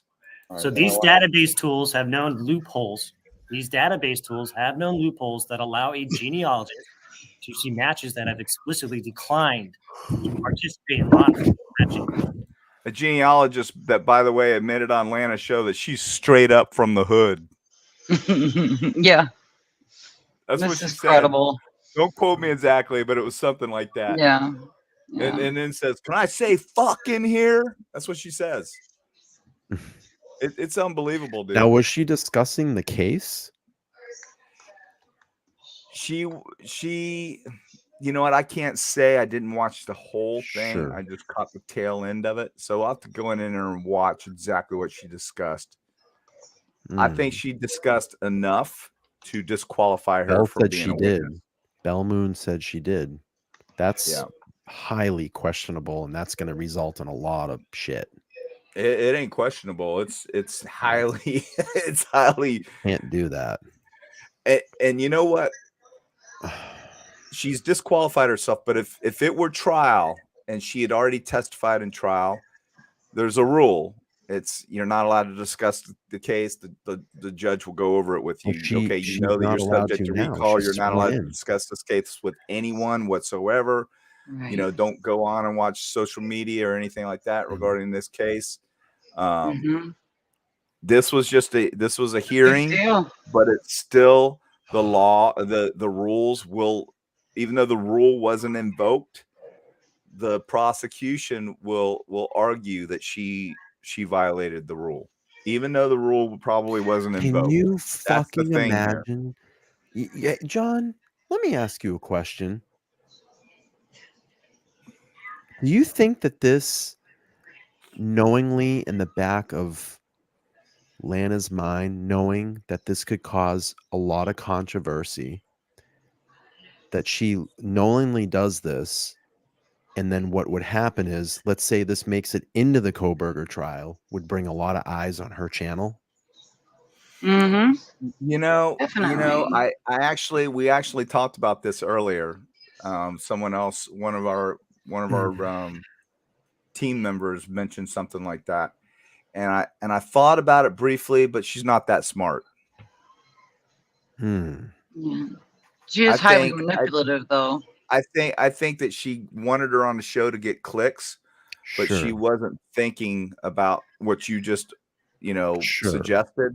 The consequences. Now, a calculating person, which she allegedly is, but I just don't think she's that smart.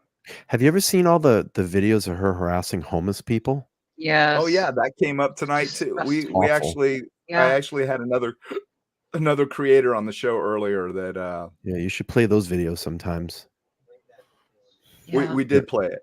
We did play it. Yeah. Where and the true story behind that it's pretty allegedly, this is what I was told now. So this is alleged that she didn't have any money and she told people she didn't have any money because some bum stole her wallet. So then she went and confronted the bum to show validity and played it on a live that he stole the wallet. So it must be true.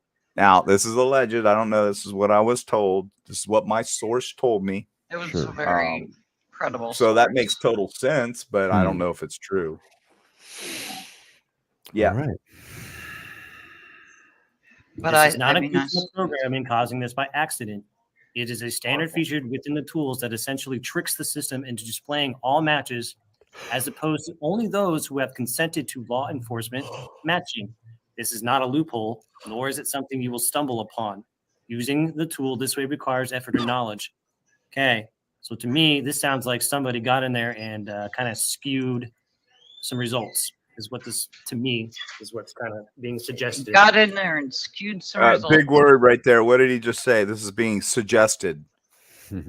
Thank you. Hey, that's the most intelligent word you use yet. It's being suggested in the defense document. You're welcome. You would have to have knowledge of how to get through these loopholes. They don't come up by accident. Does that make sense? Yeah. Oh, I get it. I get it. I mean, I don't know. I'm not a genealogist. I'm not, from what I'm reading from on hearing, it sounds like law enforcement obtained this illegally, which is what we have suspected in the law. And to get the result, it sounds like they may have, I don't know, skipped through some loopholes. No, it's called using the resources that you have available to you. It's called an investigation. It's called good work. Yeah. Jerk. An investigative tool. And while we're on that subject, so curious, one of our subscribers, she is going to send us the law. She has it, so she's going to email it to you. Thank you. So we'll curious. look for that. Yeah. About witnesses talking. And I just Kelly, about witnesses talk. Yeah, there's a law. Yeah, that's gonna be a big thing. There is, but it's a rule. Okay, the rule has to be invoked in a trial, in a hearing. Sometimes it's invoked, and I don't know whether it was invoked here. Did she get sworn in? She got sworn in, right? She got sworn in, but that doesn't. That's not invoking the rule. You have to look up what invoking you'd the be rule. under oath. Wouldn't you be under oath at that point? Right, but that doesn't matter. It's still the rule. When you invoke the rule, you're not to discuss the case. So I'm sure that if judge said that at the end of the hearing, right? I don't know. So that's what we need to know. If judge invoked the rule and she violated the rule, she would be in contempt of court. Yeah. Okay. So there'd be a crime here. Right. Well, it'd be a Because they have violation. that knowledge. I don't know. Maybe I'm wrong. I hope I'm wrong, but I don't. But I'm gonna lean toward the rule wasn't invoked because I don't it's know, a man. hearing. Listen. The It's bottom still line it's is still wrong, and it still will cost them. right. The bottom line is this: you're a defense witness in a quadruple homicide. You've been called to a hearing. Your name is on the record, and you're out talking on YouTube shows. Probably not the best conduct or things that I would be doing. And I think that, like I said before, this is why the FBI spoke with her, because she talked about stuff. Well, when you go see her, when What you the see her on fuck? the show, you'll understand. She's not real bright, bro. They said they were getting She's drunk. not real bright. I don't know, it just really irritates me that happened, because that's could compromise a huge case. Yeah. That And for what? Here's what clicks could and views, happen. Kelly. Yeah. Here's what could happen. Now had that been a Probably got paid prosecution $200. if that had that been a prosecution witness, Oh, dude, that witness would be disqualified immediately. Mm-hmm. Now, a defense witness, they're going to roll the dice. And if they disqualify that witness, then Kohlberger could actually file he could try and file for a mistrial. Mm-hmm. So he could file for it, whether it get granted or not. No, because it's a defense witness. And you can't control what a witness does, especially if you don't invoke the rule. But see, I don't know. We'd have to go back and see if the rule is invoked. It's usually not invoked in hearings, not always, sometimes, but in trials, yes. I think also with that action kind of leads to the credibility of that witness too. You know, the tact. That's why I that they said when use. you see her and you listen to her just being interviewed, you'll get it, Brian. Got it. You'll get it. It's not on my list. She of even priorities says, "I'm tonight. straight out the hood." Yeah, right, Brian. I know. I'll check it out. Let's put it this I am way. curious. Let's put it this way. Very unprofessional. Got it. That's all I'm going to say. You are. I don't think I am either. Uh-oh. I thought we were going to get to the end of the video. Yeah. He did. Yeah. Hold on, We're I almost should. there. Just a few more clips. Let's see. We did the IgG loopholes. Yeah. So there's only a couple more. Uh-oh. Wow. What happened? Did you get whacked? I'm not knowing. Am No, I here? let's try again later.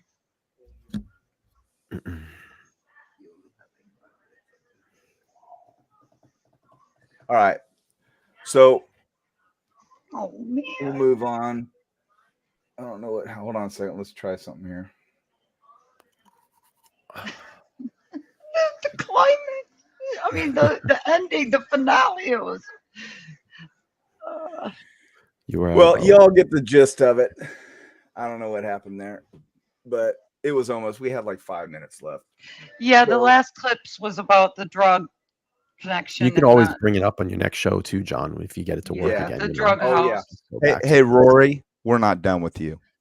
You're welcome. No, that was only. I didn't even get through the whole episode. No, that's right. One So episode. All that craziness. I'm gonna hold off, and we're gonna read the comments. We're going on. What time we start? 9. We're Almost going on 4 4 hours. hours. So I was gonna have a live call in, but we're gonna save that. We'll probably pop in and just do call-ins on a follow-up show. And maybe have just a chat with the chat kind of show. Right. I'd like to that'll do be a that good one, because John. you miss a lot of great comments. We'll wing it, and we'll do a follow-up on this. So everyone in chat, thank you so much. Thank you. Yeah, thank you.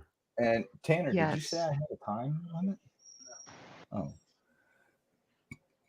So I really appreciate everyone spending time coming on here. And Brian, thank you so much. Yeah. As always. Absolutely. And Brian and I have had this conversation before, and Brian's been burned by other creators. And I'm saying it right here, so you guys can all play it back if it were ever to happen, and you can shove it in my face. I will never burn Brian. No. And I don't think Brian would ever do anything to want me to burn him. No. No. But He's a head up guy. we believe that we're all trying to achieve the same thing here. Okay. Right. So Brian has his show. It's Let's Talk Live. Please go over and subscribe to it. And I have my show, and we're going to work out times because I don't do as many shows as he does right now. But I'm planning on doing a lot more shows. And we are both trying to do the same thing here and target the same audience. And if I can get people to come from a show like Rory's show and come from the dark side to the bright side. Yeah. If I can just get one or two of those people to come aboard and realize that they've been just shoveled shit for months, yeah, I'll be happy. You know, but to see what I see every day, knowing what I know, living the life that I've lived, rubbing elbows with people that truly care about victims and putting bad guys in jail, and to hear people like these clowns making the accusations that they make, and for people to actually sit back and believe their bullshit, right, irks the hell out of me, bro. You know, and there are people like, oh, you know, I don't want to be a part of going after other creators. You know, and there's somebody that I've had on this show that you know, like him as a person, but doesn't want to be. Listen, I agree with everybody, you know, being friendly with everybody and whatever. But look at me when I say this, everyone. It's truly us against them. No matter how you look at it, no matter how you sugarcoat it, it's us against them. They have their agenda, they have their beliefs, we have our agenda, and we have our beliefs. It's a simple decision. Which side do you want to pick? You can't be in the middle, really. You can't kind of jump over there and say, oh, well, you know, I want to be friends with you today and support your show, and then come over and support this show, because what's going to happen is I won't really care. But usually the other side cares, because they had to make, if you don't fall in line with their agenda, or you speak up about their agenda, or you're affiliated with somebody that speaks up about their agenda, then you're banned, or, you know, you're nixed, you're hated. Right. Yep. I agree. And that just recently happened. And, you know, I'm the type of person that, hey, you know, I don't kick anybody out of the show unless they get abusive. If you're my friend, you'll always be my friend until you abuse me or abuse someone I love or care about. But to not stand up and have a backbone, I don't really want to be a part of you. I don't want you to be a part of me. If you can't stand up for something that's right and you know is right, because you worry about what people will think if you say something against their narrative, that's not what I'm about. What hurts me is that he said that he couldn't be a part of our show, but wants to be part of Rory and Dago and whoever. Right. I don't understand it. No, he wants to be a part of everyone's show. And that's fine. Don't mind that. Yeah, but he didn't want to be a part of ours anymore. No, he didn't want to be a part of our show if we were talking about other creators. Yeah. That's what he No matter didn't wanna how be a bad part they of. are. Yeah. Because he didn't want to take a stand and, you know, say, hey, you know what you guys are saying is wrong. Doesn't want to have nothing to do with that. So I respect him for it.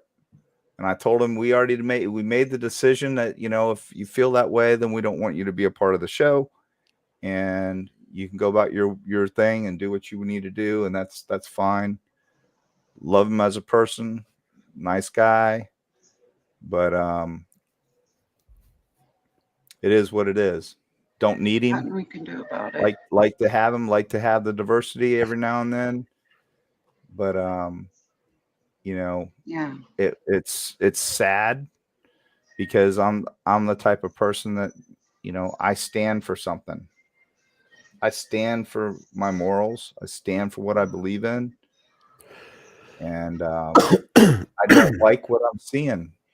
So hate me if you want to hate me, people. I don't really care. That's where I stand. Yeah. And, you know, I know, Brian, you stand for something. Mhm. But Brian, you're not me. I'm not you. We're different, but we're the same. Right. But, you know, and Brian even told me, you know, when I first started, hey, John, you know, just be careful talking about other creators, because, you know, people are vicious. Mhm. I don't care. There's nothing anybody can do to me. You know, what are they going to do to me? Lie about me? It's already been done. Already proved them wrong. Already laughed in their face. It's about So the consequences and what they're it doing, you know, doesn't what matter. they're doing to people. It's horrible what What they're it doing. what it does is just test my resolve, makes me even stronger. So, but bottom line is, Yeah. I'm always going to defend the blue. Now, when they're wrong, I won't. It's like in the beginning of this case, when I saw what I saw was going on when the crime scene techs were at the house, they didn't bag the windows, and they allowed cameras to be able to shoot the inside of that house. And what they were doing, that, you mark my words, everyone, that video alone is going to hurt the prosecution, because there were many things that those techs were doing. And some lady got on, oh, my son's a crime scene tech. He says they don't have to do that anymore. Okay, go watch any of the crime scene techs on the Rex Howerman search warrant. Mhm. You remember those guys, Brian? What were they Yeah. all wearing? Inside Full and out, PPE. inside and Tyvek out. suits, booties, Full tie-back suits, hoodies, booty. facial mask, everything. But you didn't Yeah. see that on this case. And that's an experience. That's an experience. And that's going to bite them in the ass. Now that they may be able to overcome it, but it's still going to bite them in the ass. Mhm. So you guys have anything you want to say before I wrap it up? No, thanks for letting me come on and hang out and kind of see what your format is about. And I appreciate that. And again, you know, everybody has different formats on their shows. John chooses to do stuff like this. That's great. You know, it fits his narrative and what he wants to put out there. I do a different thing on my show, and we cross pollinate, and he's comes on my panel. I come here, and it's all good. And I finally get to meet Kelly tonight, kind of face to face, and she's in my chat all the time, so I appreciate it. Kelly actually appreciate lives it, in Brian. Vegas. So when I was in Vegas, Kelly and I did lunch. Oh, nice. That's Yeah. great. She actually lives really close to the resort I was at. Oh, cool. That's Yeah. great. Yeah. Brian, I really appreciate you coming on tonight, even though it was last minute and it probably sure. ran a lot later than you wanted it to. But Oh, good. we really do appreciate the other perspective. You know, we don't want to be, you know, in a bubble. You Sure. know, we want other people's views. And I just like John's title. These liars, conspiracy theorists, and nut jobs need to be addressed. But I'll tell you, I have some this really bothers me. I didn't know about what happened the other night, and that really bothers me. Yeah. And I'm not even, I just talk about the case. I have no legal affiliation with it, and it really bothers me. And if it bothers me this much, I can only imagine if and when the prosecution hears about this, or even Ann Taylor herself, I'm sure is going to be very bothered by it. So, oh, they already know. They already know, and you're right. But it just shows the recklessness of Lana. Yeah. It just shows how reckless of a person she. It's almost like actually you're trying to is. sabotage the case, and that really It doesn't is. sit well with me. It I'm really is. upset at this. They want a mistrial. I'm very upset at this. Yeah. Well, and what's going to happen if there's a mistrial? They'll just retry it. They're. Yeah, I mean, they're they not. already said they're They're not to. going to let a mistrial, you know, Yeah. null pros this case. That's not going to Mhm. happen. They're not going to release him. Right. They're going to hold him if Right. it's a mistrial, and they'll just retry They'll it. just re-indict. Yeah. Yeah. I mean, They it's have enough not evidence. that big of a deal. And a mistrial would only help the prosecution. It's not going to help the defense for damn sure.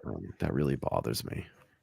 But that just shows. I mean, you know about the nurse that she went after, don't you? Did you? I don't really. Yeah, I don't really know. Yeah, too much. dude. Oh We'll have my to go over that. She God. went after. She went after one of the people that was calling in the noise complaints. Mm. She actually made it a point to go after her and doxed her, talked about her where she worked, and the fact that she was in a car accident that killed a bicyclist that wasn't her fault, but she alluded to the fact that someone was drinking. Mm. Oh yeah, it was unbelievable. There was bro. You no have to, charges filed against her. It's on my show. It's on my Wow. show. It's the video. You'll have to watch it. Sure. And It's this poor gross. lady has got to be just mortified. And if she doesn't sue, I mean, this lady's got deep pockets too. So her husband's pretty well off. So Yeah. I think Lana's bit off a little bit more than she could chew by doing that one. Then she goes on and says, "Hey, if the police come out there to any noise complaints, if you guys say that Lana sent you, or and mention the show, I'll send you pizzas." No That's shit, great. bro. Oh boy. That's networking right there, though. All right, man. Let me know. Not tonight. I know you're tired, but let me know what happened with your situation that we're talking about. Hopefully, we'll say this: I will be moving on to another job in about a week and a half. So I'll fill you in. Right on, man. Yeah, I have so I much. was praying for you, man. That's awesome. Detox that inner circle, man. Yeah. Keep it tight. Yeah. So as for everyone else, I want to thank the mods as always. I want to thank Patty, Mindy, Kelly, of course, Diane, my son Tanner, who's been modding as well. Yes, And thank you, Tanner. You're awesome. Did I forget? And Brian for being on the show. Did I forget Sure. anybody? I always seem to forget. I got a good memory. It's just short. But thank you guys. And we will pick up on this, and we'll follow up on it some more. Got a little bit left, and we'll roll into something else soon. All right. See ya. Peace. Peace. Bye.